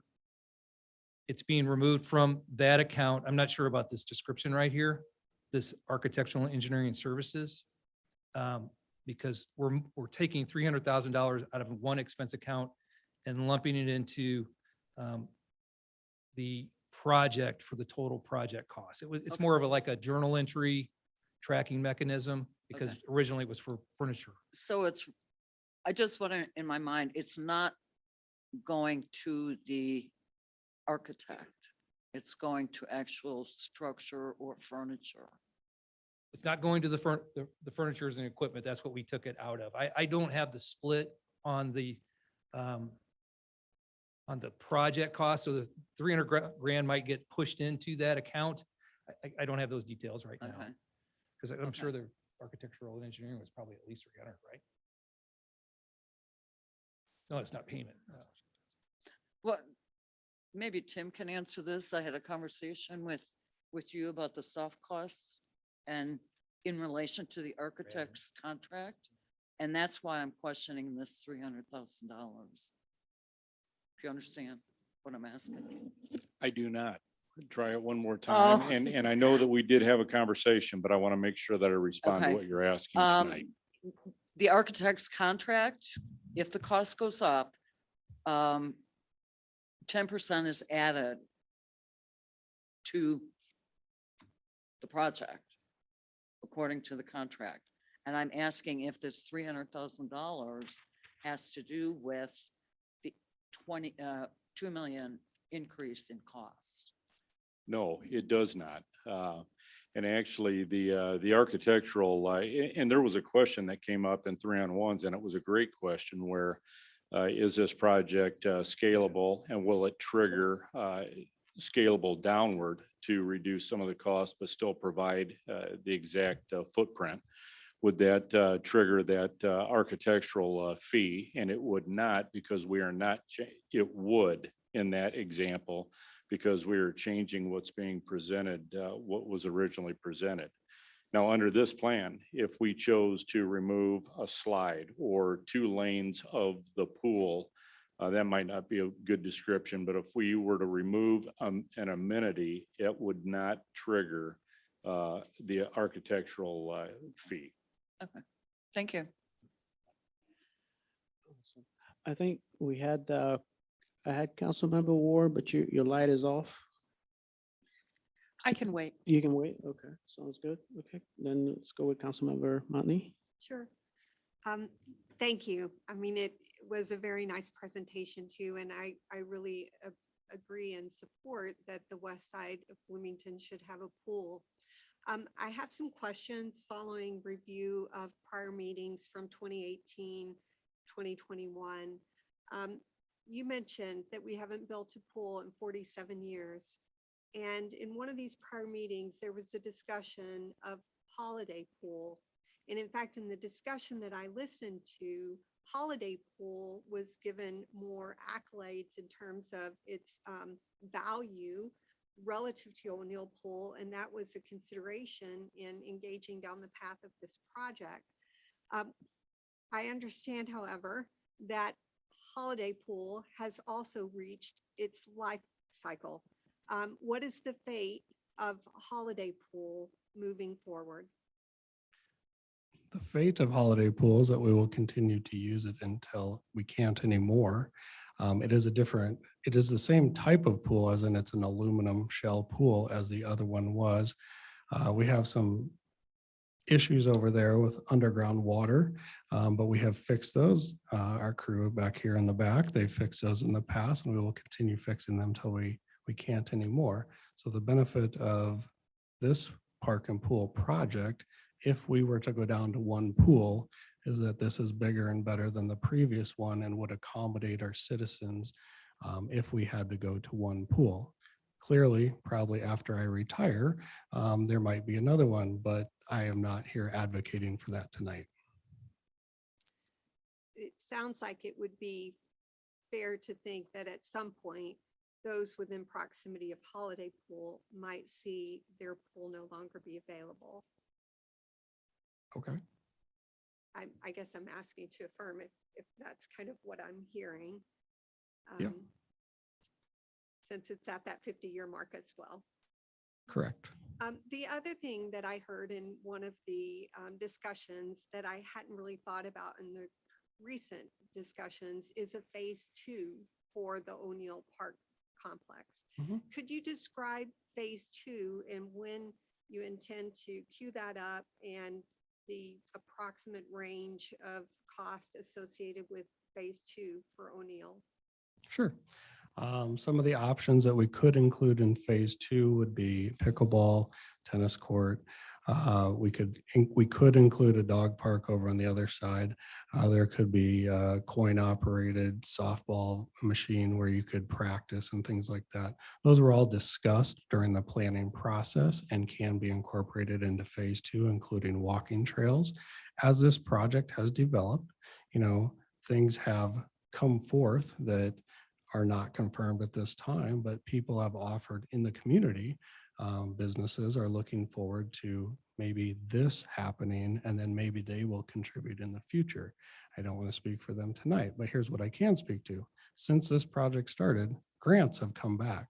There was almost 3 or 4 years where the IDNR, Illinois Department of Natural Resources grants went away, and they are now back. We have OSLAD grants, which are open space land acquisition and development grants that weren't available that we can apply for phase 2. They weren't available for phase 1.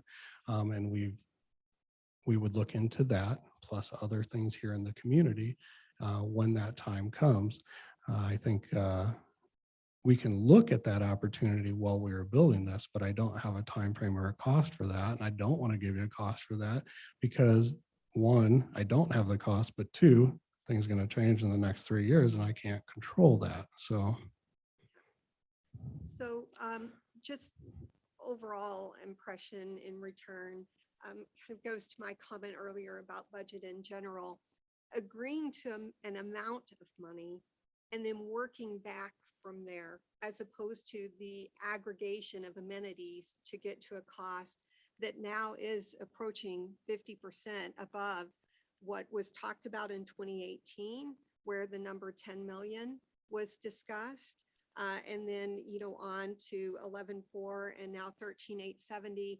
And I believe we've already spent about 800,000 in design and other costs, which is not included in that. So this is a significant investment. I mean, that's my point, in up 50%, and yet we haven't yet broken ground. There's some concern there, given that every week you go to a store, the prices are increasing like crazy. So again, my concern remains the cost structure. We had, with the prior council, approved an amount, and here we are requesting more. I do think, again, the pool is important, but at what cost? That's my concern. Thank you, Councilmember Motney. I think at this point, we have, the time has expired. However, if we have more folks who would like to speak, then I would entertain a motion to I'll make that extend the motion. time. I'll Okay. second. Okay. 10 minutes. 10 minutes. Okay, but then I'm gonna hold everybody strictly to 10 minutes. After that, that's it. Okay, so second. All right, sounds good. Can we do a voice vote then? or- Yeah, I'll just Yeah. do a quick one. Councilmember Matthey, Yes. Councilmember Bolin. Yes. Councilmember Motney. Yes. Councilmember Emig. Yes. Councilmember Becker. Yes. Councilmember Urban. Yes. Councilmember Ward. Aye. Councilmember Crable. Yes. Councilmember Crumpler. Yes. Okay, thank you. And I think Councilmember Matthey was next. Eric, you mentioned something about some kids dump buckets or something. What was that again? In the pool, there will be a feature where there will be two smaller buckets, and as they fill, kids wait underneath for the surprise of when they fall on them. In the splash pad, What was the name of those though? I was trying to catch that. I call them dumping buckets. There is a better name for them, but I don't know it off the top of my head. I mean, I didn't have any questions about it. I just wanted to hear you say the name again. So that's really what it was. So no, I'm just messing with you, Eric.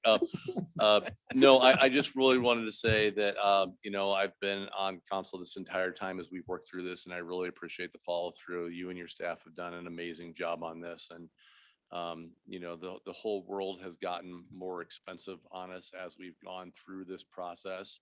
I'm sure that you would turn that clock back if possible, or hurry everything forward, right? We got delayed by a global pandemic and it kind of slowed us down for a while. So I just really appreciate you guys, the professional follow through and the way that you've communicated through this whole process. Thank you for that.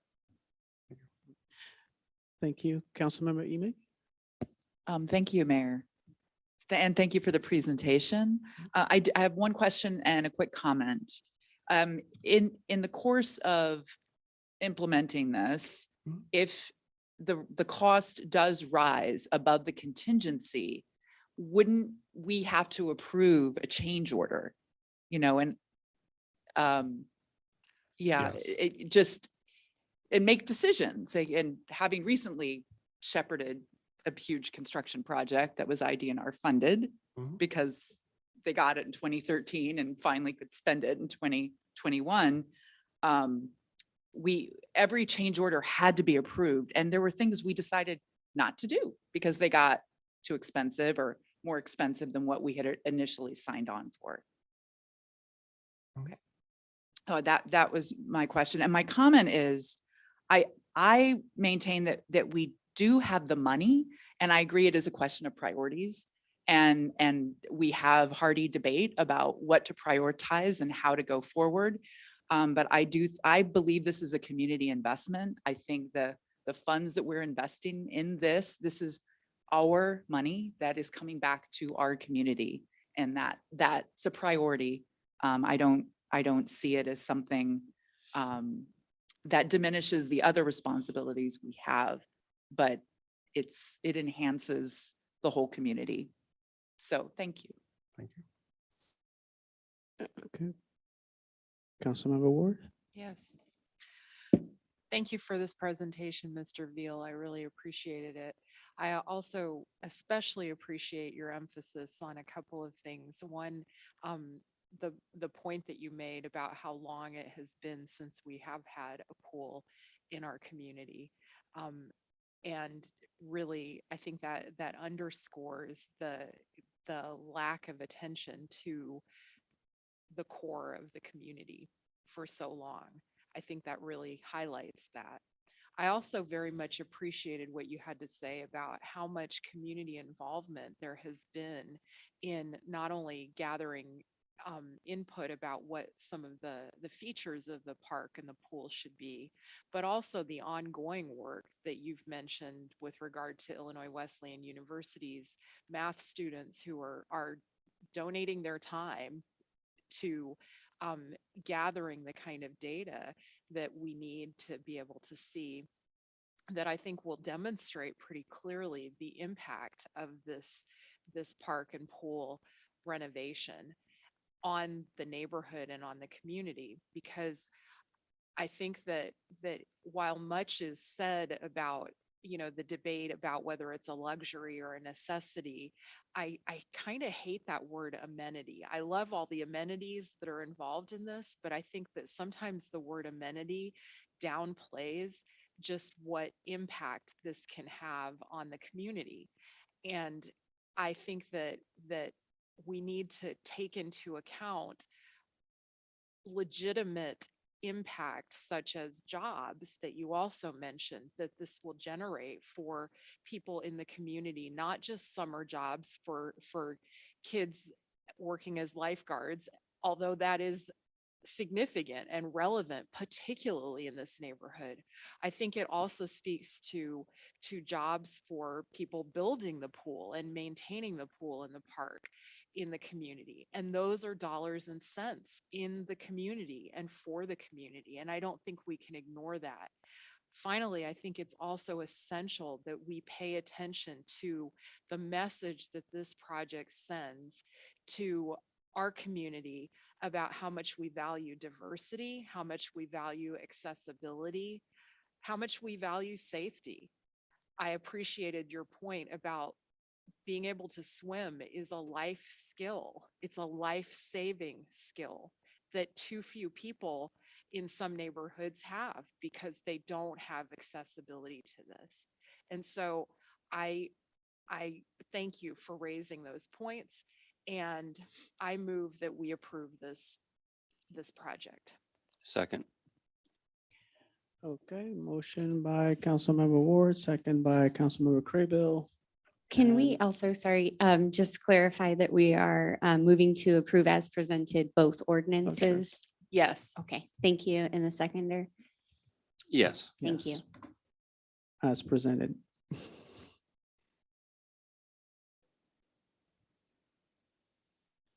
You may go ahead and vote. Or did you have another comment? Yeah, I have just a few comments. Okay. Everyone knows that I preferred the smaller footprint. And again, I am concerned with the cost, especially it keeps going up.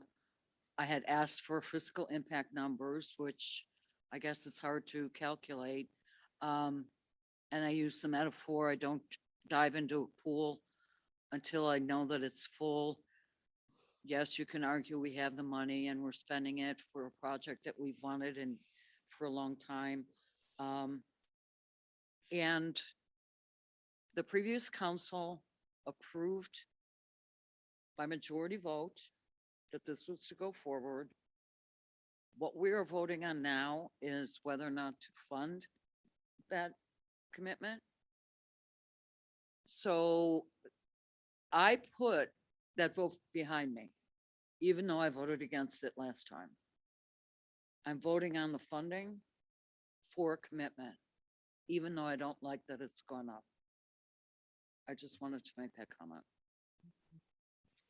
Okay, thank you. Thank you very much for the comment. And I'll just add very quickly, and I know some of it has been said already, but again, I want to reiterate that and commend the park staff because they've done a wonderful job. You definitely you are a tremendous asset to the community. Because when I look around the community, I look at the quality of parks and how well maintained it is. We have a number of people who actually do come from other areas to come to some of our regional parks. So that's something to be very proud of. And I look forward to the work that you're going to do on this park. It's been a long time coming for the West Side. We made a commitment, and I'm glad that we are going to keep it, although the price has gone up a little bit, but that was something to be expected given what's been happening with COVID. I do like the fact that this is, Eric mentioned it is community. I look forward to people having an opportunity to mingle with one another, in this particular area, because it's going to be attractive, and we'll have people from all areas of the community coming together to swim, to have a good time, and to skate, and who knows what happens after, with phase 2 or 3. And then the other thing that I wanted to mention that Eric, you've also mentioned, is the opportunity for us to engage donors in the community. We already have one that we know who chose to remain anonymous. And it was at $20,000. Now we are at $32,000, and I'm hoping that many other people will come forward. And it doesn't matter what the amount is, but just to come forward and support this project and give opportunities to folks who may not be able to participate otherwise, to be able to purchase a ticket to the park. So I think this is great. It's a great way to bring the community together. And with that, I think we can go ahead and move on to a vote before everybody falls asleep.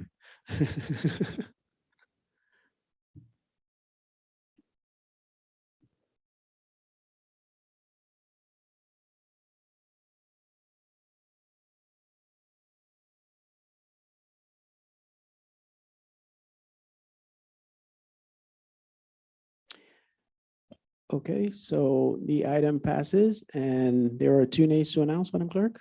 Councilmember Becker and Councilmember Money. Okay, thank you. Next item on the agenda is item 9C, a consideration and action on an ordinance amending the budget ordinance for the fiscal year ending April 30, 2022, as it relates to library maintenance and operating budget in the amount of $21,266,838, as requested by the Bloomington Public Library and the Finance Department. And I'm going to turn it over to City Manager Gleason for some comments. Thank you, Mayor, Council, and the community. We're going to continue this positive stories tonight on projects that have been in queue for several years, and this one actually even longer. I'm going to turn the floor over to Library Director Jeannie Hamilton. Jeannie. Thank you. I'm thrilled to be able to present this project to you that improves library service to our community, particularly focusing on expanding education, innovation, collaboration, and access. Next slide. We have incorporated feedback from the council and community members and current use patterns to meet the current and emerging needs with forward-thinking designs. This includes a curbside pickup window. Next slide. Expanded parking. Next slide. Reopening our Olive Street entrance to provide a better connection to the downtown. Next slide. And expanding our meeting spaces to provide opportunities for our educational programs, community events, tutoring, and collaboration. Next slide. So just to summarize where we're at, in November and December, you approved a levy supporting the first year's bond repayments. In January, we released a request for construction bids. And then on March 8th, those bids were due.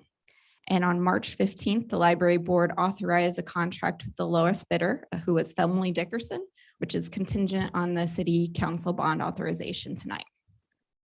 And then hopefully in April, we will break ground and start phase one. In phase one, we'll renovate the west half of the building and add 20,000 square feet to the west side of the building. And then in June of 2023, we'll move on to phase two and renovate the east half of the building. And hopefully we'll be completing the project in September of 2023. Next slide.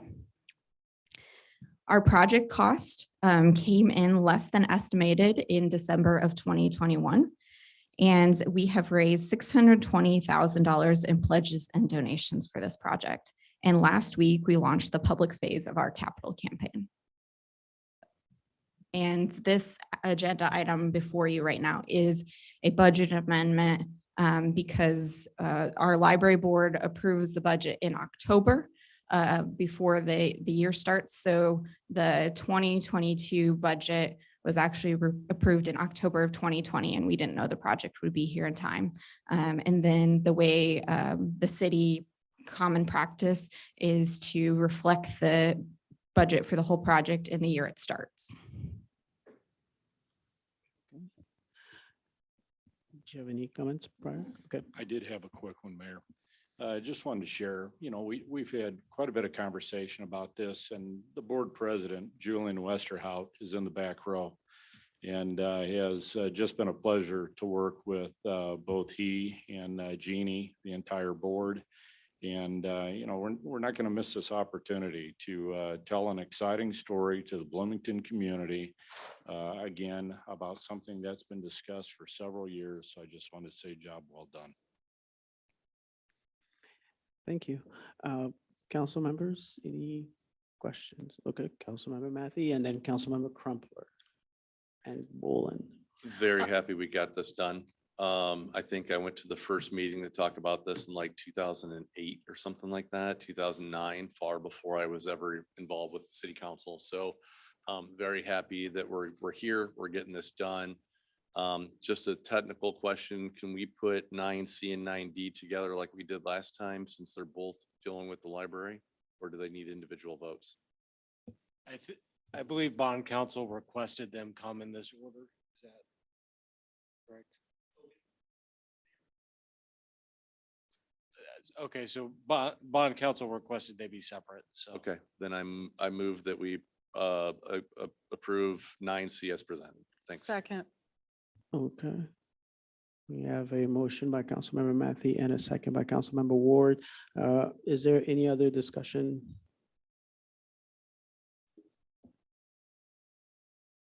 Councilmember Bolin? Yeah, I'm going to just make a few comments too. I'm glad to see that this is going forward, even though I wanted to have the levy lower than what was agreed upon. And the same as with the pool. The majority of the council approved it. We are here now to fund it. We have to make our commitments, so I will be supporting this. Okay. Thank you, Councilmember Bolin. Councilmember Crumpler? Thank you, Mayor. I am so excited about this library project. 100 years ago, just signing your name and being able to read counted as literacy, didn't it? But now it's 2022, and what counts as literacy is much more complex, multimodal, and requires critical thinking at levels we are just beginning to imagine. And this library is going to be a part of that story, and I can hardly wait to see it break ground. Thank you so much for your presentation tonight. Okay. Well, I think we need to end the meeting there. As an aside, we're obviously going with the fully qualified lowest bid, but we're pleased that it is a Bloomington general contractor, Bloomington-based general contractor. That is awesome. Okay, I think we should go ahead and vote now.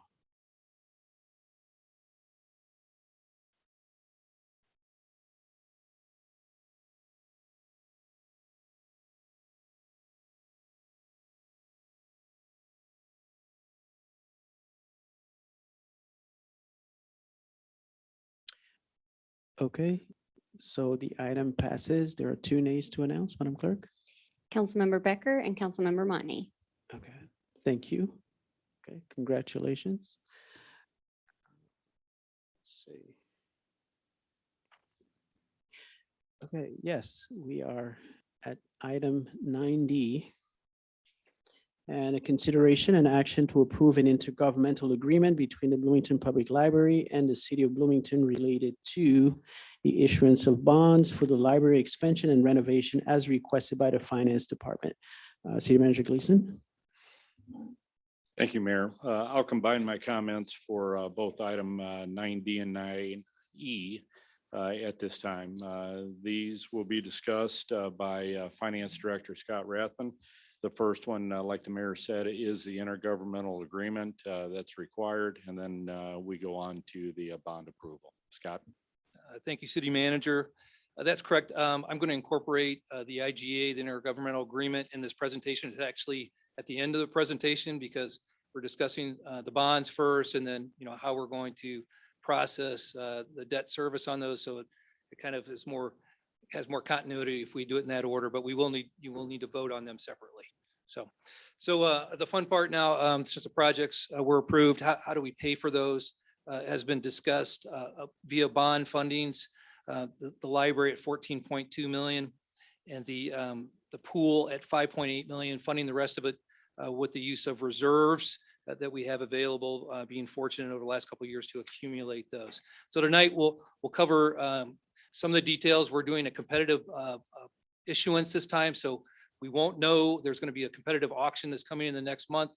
So we have a range, an estimate from our financial advisor, but just to kind of take this opportunity and do a little bit of a debt update related to the city's holdings and kind of give some perspective on that. So next slide, please.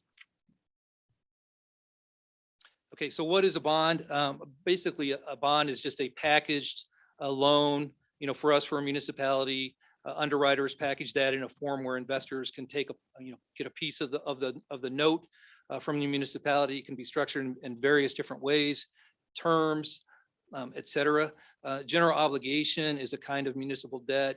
It's normally backed by the issuer's credit worthiness, and with municipalities, that is the property tax levy. So there's really kind of three basic methods of taking a bond to market issuance: a competitive, a public sale, which is what we're looking at for this issue because it's larger. It's $20 million, as it's written on this exhibit here, primarily used for larger transactions. The issuance costs are a little higher, but that's expected to be offset by getting a better rate. We'll be doing rating agency presentations just to confirm our current or try to get a better one. But I've been told that we're really, that AA is really where we're at right now. We'll talk a little bit more about that in a moment. Competitive direct placement. This is what we've done over the last couple of years related to refundings. This is where we do an RFP, and typically, the whole issue is bid on by, and in the past, it's been mostly by banks. So lower issuance costs, but you're dealing with a smaller pool of potential investors there. And then a good negotiated is dealing with an underwriter. Usually these are for municipalities that are in a unique situation. They have poor credit, et cetera. So going out to market in general is not going to be quite as effective for them. So as I mentioned, we're proposing doing a competitive public sale. We're utilizing our financial advisor, Mesero Financial Incorporated out of Chicago. We've been using them for 15, 20 years now. They have a fiduciary relationship related to this transaction. Their responsibility is to provide us the most cost-effective method of procuring capital. And so, they're the ones that really recommended this competitive method of going to market for us. Next slide, please. So how will investors view the city? The rating agencies you can see in this exhibit, we have Moody's, Standard & Poor's, and Fitch have all rated the city what we refer to as a solid AA rating. So what does that mean? That means we have access to capital. We get the attention of investors. We're a solid risk, and this affects the interest costs that were allocated. So this graph on the left, it's a little hard to read. So I've written some notes here. It really just kind of defines some spreads between what you would receive as a municipality, a AAA versus AA versus A and BBB. So essentially it kind of boils down to, we have about a 0.2%, additional markup over a AAA rated municipality. But if we were A, it'd be 0.5%, and BBB is 0.8%. So, that can be significant when you're dealing with these larger dollar amounts. So we are doing well as a municipality. Our pension liabilities are a little high, considering that for that AAA, but we can dig into that at a different time. But that's really kind of what's driving the differences in our rating right now. But as everyone knows, we are addressing those pension liabilities, currently at the 100% target, as for the 2040 legislative mandate that, all municipalities are looking at now. So next slide, please. So with a competitive auction, which is, it's an online auction, I think there are various platforms, but Mesro commented they'd probably be using a website called Muni Auction for this. But they are the professionals. They're looking at the structure of the bond, the rates that are in existence now, like transactions that are occurring. So they've been able to provide us an analysis and estimates and a structure for what they're looking at for the bond. So our ordinance that's before council this evening shows a not to exceed rate of 5.5%. Now that's a significant rate, so I wanted to comment on that. And the way the bond issuance is being structured is really on a premium basis. So we're looking at being paid over 100% per dollar that we borrow. So for an example, we might borrow $19 million. We get 20 million. We only pay 19 million back, but we'll pay a little bit higher rate than the current market, existing current market rates. So our financial advisor has told us that this will provide stability in going to market, and really the effective rate, the true interest cost, what they refer to it is really at that 3%. So it has gone up materially since the fall when we were first discussing this, which was more like around the 2% area. But everyone's aware that interest rates have gone up significantly over the last few months related to some of the Fed moves, et cetera. So using that package, an estimated true interest cost of approximately 3%. We'll just run through the table here. The library expansion, wanted to highlight the fact, that they're between grants, savings, and donations, contributing, raising 11.1 million, so financing of 14.2, with the pool just rounding up to 14 million, utilizing savings of 8.2 million, borrowing 5.8. And so you can see our estimated debt service is 990,000 for the library and about $410,000 for the pool. And we have designated, sources of funds for that, the property tax for the library being theirs, of course. They did $850,000 for the coming year. For the first year of the bond issuance, we'll only be paying interest. And for the library, that's, using these current estimates and projections, that's $333,000 for the fiscal year 2023 in interest. And then for the city, for the pool, will be $136,000. Next slide, please. Oops, excuse me. So where do we stand from a peers perspective? And I've got a table here also for a data point that Moody's uses. There's a lot of different angles and perspectives you can use to look at a municipality's debt. I won't roll through all this, but the direct debt, the double asterisks, direct debt is total debt, bonds, loans, leases, including only governmental activities. So our funds are kind of separated between governmental and business activities. Business activity funds are typically our enterprise funds. So Moody's uses that as kind of a data point for comparison. So you can look down the column. I like to look at things per capita. So $618 for Bloomington. And these numbers in the table are pre-$20 million ad, but I comment that in the last row of the information here. And then going off to the right, full taxable property value from the levies, even a value per capita. And then you can see the direct debt as a percent of the value. So we're at 0.9%. The final line on the exhibit shows Moody's median for Illinois cities for AA rated is 1%. So currently we're slightly under that. The addition of the proposed 20 million GEO bond will increase this to approximately 1.2. So we'll be slightly over that median, but still within the range and still in very good standing compared to some of our peers. Next slide, please.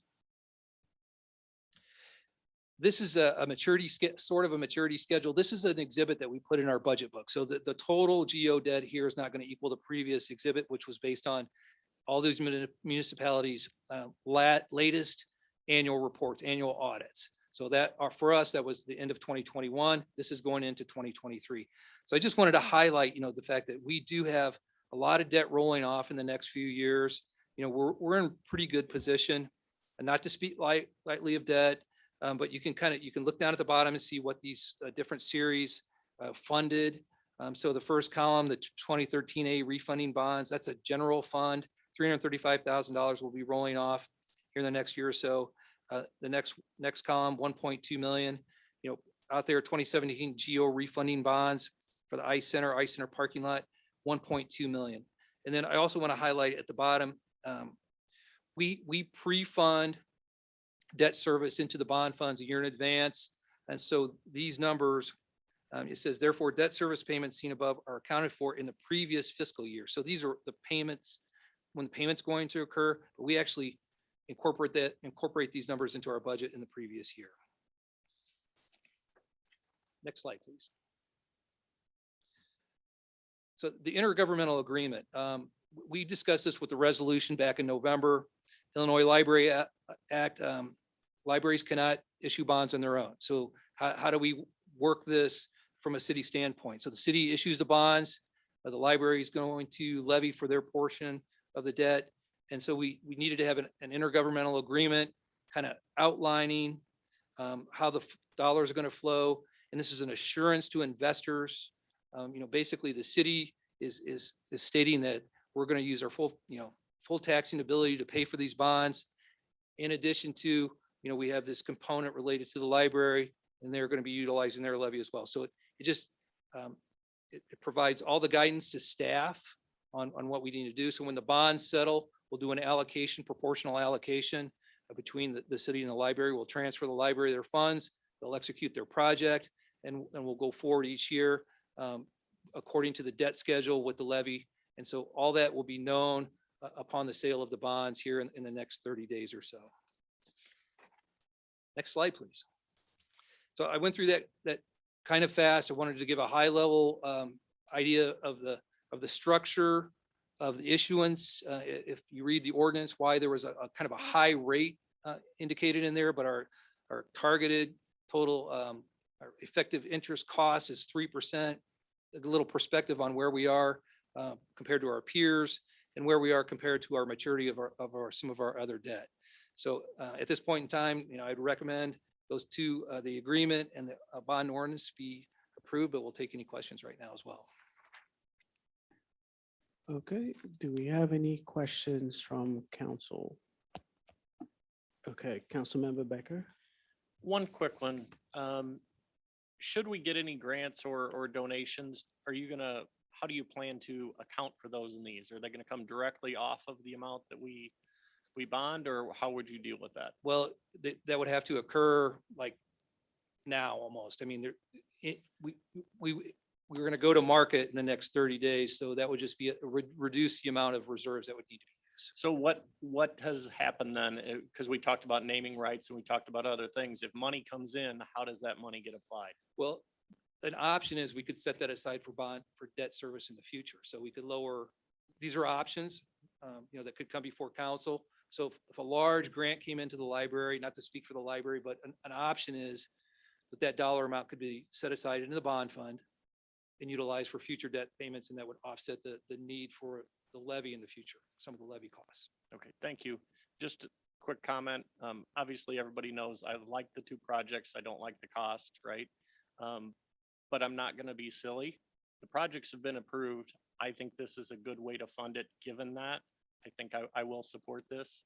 I would much have preferred if we less money, but I think what you're doing is very consistent. So thank you. Thank you. Councilmember Monty. Sure. Last year at this time, we were the last few days, you know, before the local elections. And, you know, it was a really humbling experience to go door to door and meet with so many people. Property tax increase. I remember vividly conversations with people who had worked hard throughout their careers to pay off their houses and then felt that they have a continual mortgage and were considering moving out of state. So when I think of a slide like the one we are showing that shows our peer communities, Peoria, Springfield, etc., you know, Illinois is now #1 in overall taxation of its people. We're number 2 in property taxes. As we went through these iterations this year and discussing these projects, my position had been, let's find then the offsetting reduction in other ways. Obviously, we're spending, as discussed before, 45% more than just a few years ago on a flat population. It's that impact to our people when we're excited about these projects, and I can feel the excitement, but I believe it has to be tempered with the recognition of the burden that this places. I was told by so many, you'll never be able to make a difference in taxes. And my response was, well, I can commit that I won't vote to continue increasing them as step 1. I've appreciated the projects tonight. And I appreciate, Nick's comment about it's a done deal. Now we have to finance it, right? But I just wanted to share that, we're losing population for the very reasons that we're talking about here in increasing property taxes in our community. Okay. Thank you. Councilmember Matthew. Thanks, Mayor. I just wanted to make a motion that we approve this as presented. Second. Okay, second, and we're approving 9D first, right? Okay, separately. Okay, so motion by Councilmember Matthew, and who was the second? Councilmember Urban. Okay, if you want to go ahead and vote for 9D, approving the project, the as IGA as presented.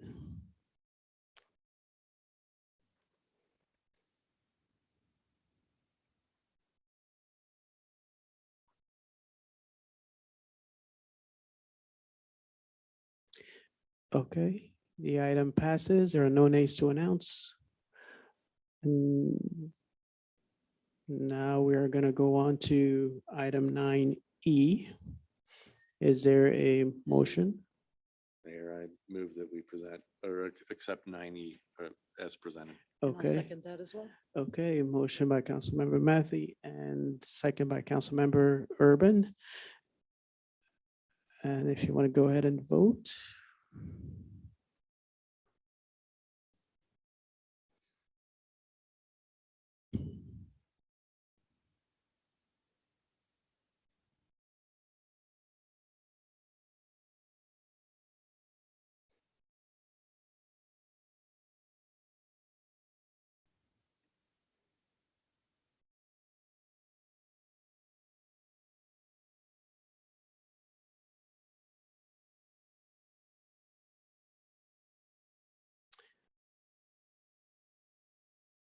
Okay, somebody needs to refresh.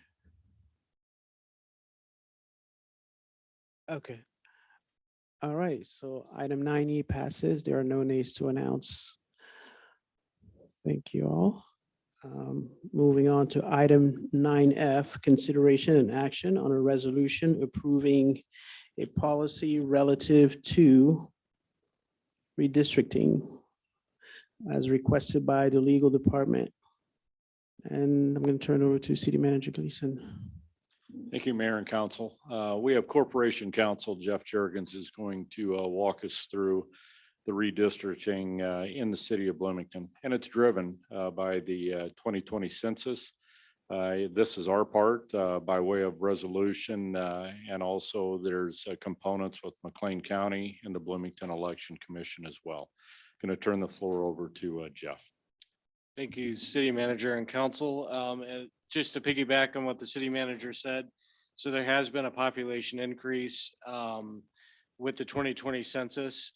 And every time we have a census like this, it gives us an opportunity to go back and reevaluate and look at the wards and the boundaries and make sure that they are equal and those kinds of things. In the council memo, I outlined that there is a statute that requires that the wards be as compact and contiguous as nearly as equal as practicable. There's also been several court decisions that say you can have up to a 10% deviation, that's considered a minor deviation. Well, looking at the 2020 census data, A standard ward would be, or a balanced ward would be 8,742 people. With our current map and population, if we're using that as the balance, we have 2 wards that are out of sync with that, or that are more than 10%. Ward 7 has too few people with a little over 7,700, and Ward 8 has 10,973, too many people. So what we need to do is reconfigure those boundaries so that the populations are as nearly as equal as possible. And unfortunately, because these wards are, it's not like they're just right next to each other. We can't just take a few from this ward and put them in this other ward. They're separated out. We're going to have to adjust several of the wards to get that done. So what we are proposing tonight is basically to use a GIS data-driven process. That we've got staff on with the city that can use GIS, that can put in the numbers, that can change the boundaries. All they're looking at is the population and making sure that they're compact and contiguous, and using a GIS process based on the principles that we set forth in this resolution. And this is a resolution that the city of Champaign has used in the past, where they kind of set out what's important to them and following good practices for creating and drawing new districts. So our proposal is that the council approve this resolution setting forth what the process is going to look like, that staff would utilize the GIS data to come up with 2 or 3 maps, that we'd have the data online as well. So if somebody else from the public, a resident, also wanted to, League of Women Voters, whoever wanted to come up with a map, they could do that as well. But then we get those maps back to you as the council at the committee of the whole in June, have some opportunity for discussion, get public input, and then put on the July agenda for approval and action on approving one of those maps. The deadline, or the clock, so to speak, that we're running against is the what I think is the August 30th date to start circulating petitions for the election that'll take place in April of 2023. So it's hard to believe we're already thinking about the election in April of 2023, but that process will start late this summer. And so we'd like to get the map in place, the new districts drawn, so that candidates can start to circulate petitions and know what wards they're going to be able to run in and things like that. So that's a brief overview. Happy to answer any questions as to what we're looking at, but our recommendation is to approve this resolution that will set forth and start that process in place. So in other words, we have to be careful not tabling this too many times. I would recommend against tabling it too many times. Okay. Okay. I'll make that motion to approve as presented. Okay. I'll second. Okay. Motion by Councilmember Bullen, second by Councilmember Cribble. Right? Okay. Awesome. Any discussion? Yeah, I just have a question. Can you speak just briefly to your thinking, why go this route as opposed to having a community-wide discussion similar to the county's red, white, and blue process? And we could. I think I think you usually see any number of different types of process for something like this. Our thought was just to keep this data driven, and I believe they in the past the city used to utilize State Farm. Actually, they had some software and they helped create different maps for the city. My understanding is they no longer have that, or they no longer do that. But the updates in technology with GIS allows us to do the districts. So our thought was not to exclude a committee or the public, but to include them as part of the committee of the whole process. So that would be another option, to get a committee to do it. The only thought there is that going to take, how much time is that going to take? And, really at the end of the day, I think you need somebody that can utilize the GIS information to just get you, the council, some options to consider. So that's Thank the you. thought. Okay. Councilmember Crable? Thank you, Mayor. Yeah, I don't know if we could, I don't know if what you said, this is a part of it, but, public hearing, maybe once the 3 maps are out, something like that, maybe. Also, isn't part of this that the Bloomington Election Commission is creating new precinct maps? Right. So originally, the Bloomington Election Commission was going to have new precinct maps before we went to this process. But they do not believe their process is going to be complete for this. So we're going to base our new wards on the existing precincts. And then, so I'm trying to understand the timing, right? So, like when would we vote, like say vote to approve a map about? Right. So originally, this process would give us, a month or 2 to get the maps together, to get the data out there. You guys, the council, look at it at the committee of the whole in June, and you can take the process from there. Maybe you're ready at the last meeting in June. We're contemplating that it be at a meeting in July, but you could also, if it needs several renditions, or you decide you all want more public hearings, technically we could go up to the last meeting in August. So we built some time in there in case you do need more time. So this may be a dumb question. So once we vote on a new map, is that effective immediately so that all of our wards change on that date? Or does it take effect at the time of the election? I don't think that's a dumb question at all. That's a great question. And I believe the answer is it'll take effect at the time of the next election. And Okay. that's partly why one of the principles in here is that the incumbents are to be included within the ward, because we don't want to end up with a map where all of a sudden there's a ward with no representation in it. So that might seem a little funny at first, but there really is logic behind that. So no, I believe that it would be effective at the timing of the next election. Thanks, Tim. Thanks, Jeff. Councilmember Matthey? I just wanted to add that I appreciate how early this is coming forward, because the first time I ran for election, I had to convince half of Ward 1, no, I know you just voted, but you're in Ward 1 now. You used to be in 4, now you're in 1. And that there is some time it takes the public to really, when they're not watching what we do every week, it takes some time for people to understand that we've changed things, right? So thank you for doing this early. Yeah, I think the public is watching what we do every week. Other comments? No? Okay. I know we had a motion by Councilmember Bolin. Who was the second? It was Crable. Oh, Councilmember Crable. Okay, all right. So go ahead and vote.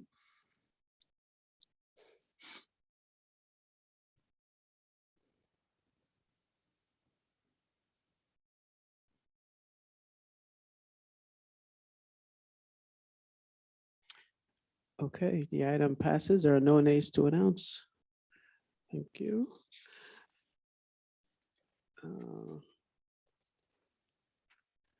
Okay, so next item on the agenda is our Finance Director's report, and City Manager Gleason, any introductory comments? Thank you, Mayor and Council.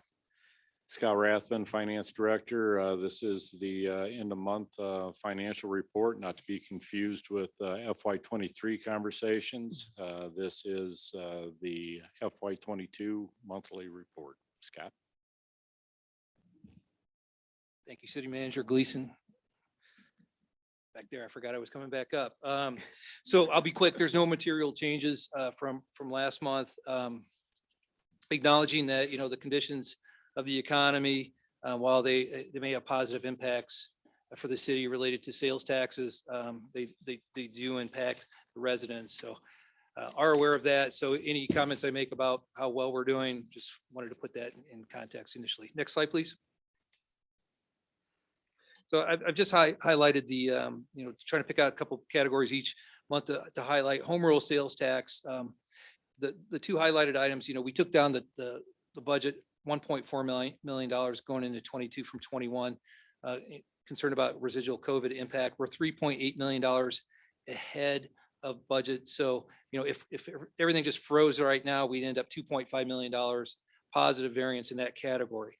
Local motor fuel tax, we took the budget down by 700,000. We're $60,000 ahead. So, if we froze where we were or where we are right now, we allocate 10% of home rule sales tax to asphalt and concrete. So that's 250,000 plus the 60. I'm going to round this to about $300,000 or $400,000. We took local motor fuel tax down by 700,000. So we're fortunate in a way that the home rule is picking up an offsetting a majority of that local motor fuel tax reduction. So things are starting to pick up on the local motor fuel tax side, but I just wanted to kind of highlight the perspective of the trend related to those two revenue sources as of today. The other highlighted item is just the total for these categories, $12.6 million. That will have some meaning here on the next slide. Next slide, please. So just to recap, we've added a projection column. We'll spend a great deal of time on that projection column next month. We'll be about 11 months into the year. While we still have many revenue categories that lag, this should give us some good visibility on where we might end up. So that highlighted item on the previous slide exhibit correlates to the taxes line where we're showing a $17 million positive variance on that line item. Next slide, please. Really no changes here in the projection column from prior month, other than we did add $100,000 in the commodities projection related to fuel cost increase. That is materializing now. I mean, everyone feels that. So we're feeling at the city, a lot of that's under contract, but we're having to source for those additional funds now. So it didn't really materially impact the year end as we have projected it so far. But the last thing I wanted to highlight is this exhibit only includes what we were estimating to use for reserves for Anneal Pool prior to tonight's meeting. So that was $6 million. So we just approved using $8.2 million of reserves for the pool. So all things being held equal, and we know there's going to be changes, we'd still look at finishing this fiscal year in that $30 to $32 million reserve area, or range, I should say. Next slide, please. Just real quickly, I only want to highlight one thing here, and that's solid waste. So solid waste comes up a lot. A few months ago, back in October, that year-to-date gain loss number was very sizable. It's just an opportunity to kind of comment on how we report budgetary balances, the commitments / POs. Some we refer to those as encumbrances many times. That line item, I'm going to repeat it again this month. When we sign those contracts for landfill, et cetera, all of that is hit against the budget from day one. So we'll have an expense being shown with pending revenues coming in over the next months. But you can see that now the year-to-date gain loss is just down to $81,000 for solid waste. The brush burner is doing very well, as well as recycling. We're actually getting revenues from recycling now, as opposed to a net expense last year at this time. So a big turnaround in that fund. Very fortunate. All the revenue trends are on target. I guess I'll also highlight year-to-date gain loss for golf, 105,000, doing very well. 86% of the revenue year-to-date has been recognized versus 2021 of 80%. So that'll conclude for tonight. If there's any questions, I'll be glad to take those. Okay, thank you, Scott. Questions? Okay, I see none. Thank you. Thank you. All right. Okay, so moving on to the next item is our city manager's report. Thank you, Mayor and Council. Catherine, I have just a couple. This Friday is First Friday, April 1st, and it's the hunt for the golden egg. I was asked last time what's in the golden egg. I cannot reveal that at this time. Next slide. I do not know. I have deniability. Slow Art Day on Route 66. That's this Saturday, downtown Bloomington. Yet another event. I think we have 70 plus events scheduled for downtown Bloomington in 2022. So great job by Melissa and her crew. Next slide. I think that was it. I just had two additional comments. I was out last week on vacation. Everybody saw the packet, the great items that we got across the finish line tonight. Appreciate Deputy City Manager Tyus running the lead on that. So thank you. And just a great night. Okay. Thank you very much. Next is mayor's discussion, and just for the sake of brevity, I'm going to spare everybody. I know it's pretty late, and we'll move on to council member comments. Let's start with Councilmember Matthew. Thanks, Mayor. This is going to come as a shock to a lot of people, but it's with great sadness I need to announce my resignation from Bloomington City Council effective at the end of tonight's meeting. As a council member, I've had to find a way to balance the needs of my role for council with my personal and my work life. I find myself at a crossroads that I must focus on the needs of my business, and with it, the financial security of both my family and my employees. An unplanned opportunity arose over the winter, and after consulting with attorneys, there is no way for me to remain on city council under Illinois law. When I announced I was running for Ward 1 6 years ago, I had 3 areas that I wanted to focus on, and we've made significant strides in all those areas. Our older neighbors and neighborhoods in Bloomington have more infrastructure investment dollars being put into them than any time in the previous 30 years.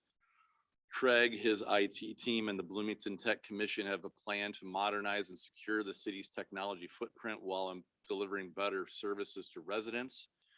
And communication between city council members and between the city and our partners at the town, the chamber, the county, the EDC, Connect Transit, CVB are at any time that I can remember. Still a lot of work that needs to get done by this and all future councils. I think that affordable housing, the fight against urban sprawl, and continued rebuilding of Bloomington infrastructure are tops of that list. And I'm very sorry that I won't be here to help support council and staff as they work through the best ways to move forward. For my last meeting, I do want to say a couple of thank yous. First and foremost, thank you to my wife, Kelly. She's my rock, and none of what I've been able to do is possible without her. Thank you to the residents of Ward 1 who voted for me and let me serve for you for the last 5 years. It's been a privilege, and I apologize I can no longer fulfill my commitments. Thank you to my store manager, Jesse, and the rest of the staff at Red Raccoon, who has dealt with many meetings, unexpected phone calls, and visitors who want to discuss city business, all with more grace than any employee should be expected to deal with. Thanks to my friend in Boca, who we shared a lot in the last 5 years, and I don't think that either of us could have predicted the highs or lows that we've done during that time. Thanks to the rest of my colleagues in council. I appreciate the time you've given me and the interesting discussions we've had. And thank you to Tim, Billy, and the rest of Bloomington staff. You do far more for our residents than anyone who is not part of this organization can actually understand. There's a reason why Bloomington's won so many awards, including Happiest City in America and Best Place to Live Post-COVID. We have an amazing community, and we are on an upwards trend that many cities are jealous of. Love living in Bloomington. I love telling people how I came here to go to school, that I liked it so much that I stayed. If any of you need me, my commitment to helping the residents of Bloomington will not end, but I'll be doing it in different ways. Next year, I take over as president of the Community Healthcare Clinic Board. But in the meantime, I'll be at the game store selling fun. So onwards and upwards, and as Stan Lee would say, Excelsior.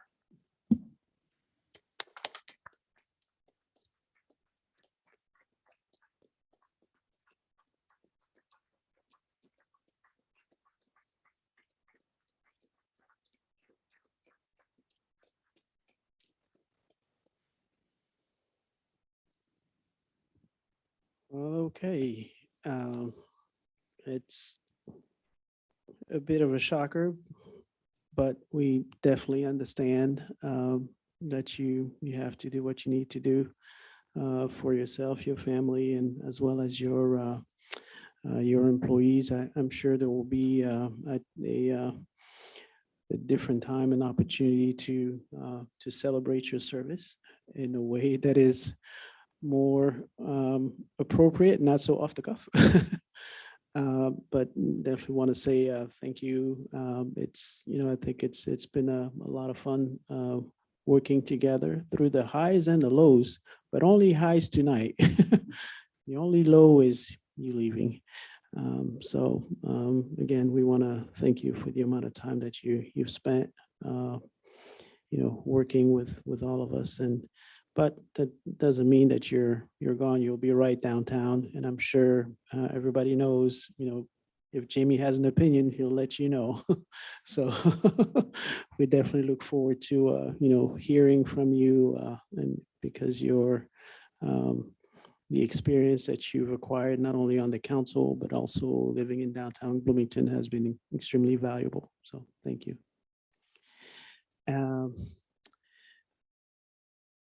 Anybody want to top that?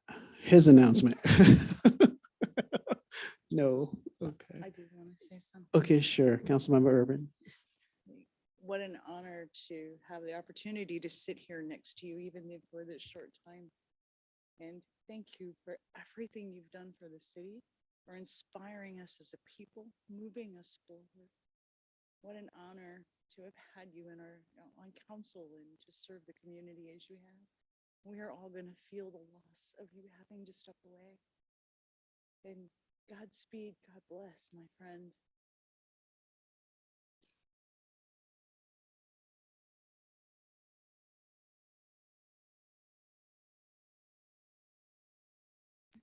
Yes, I'm getting emotional here. I'm losing my. Okay, well, I think this is it. Right? Okay. All right. Okay. Is there a motion to adjourn? I won't motion because then Jamie has to stay here. I will make a motion to adjourn. Okay. Is there a second? Second. Okay. All those in favor signify by saying aye. Aye. Okay. We are adjourned on the sad note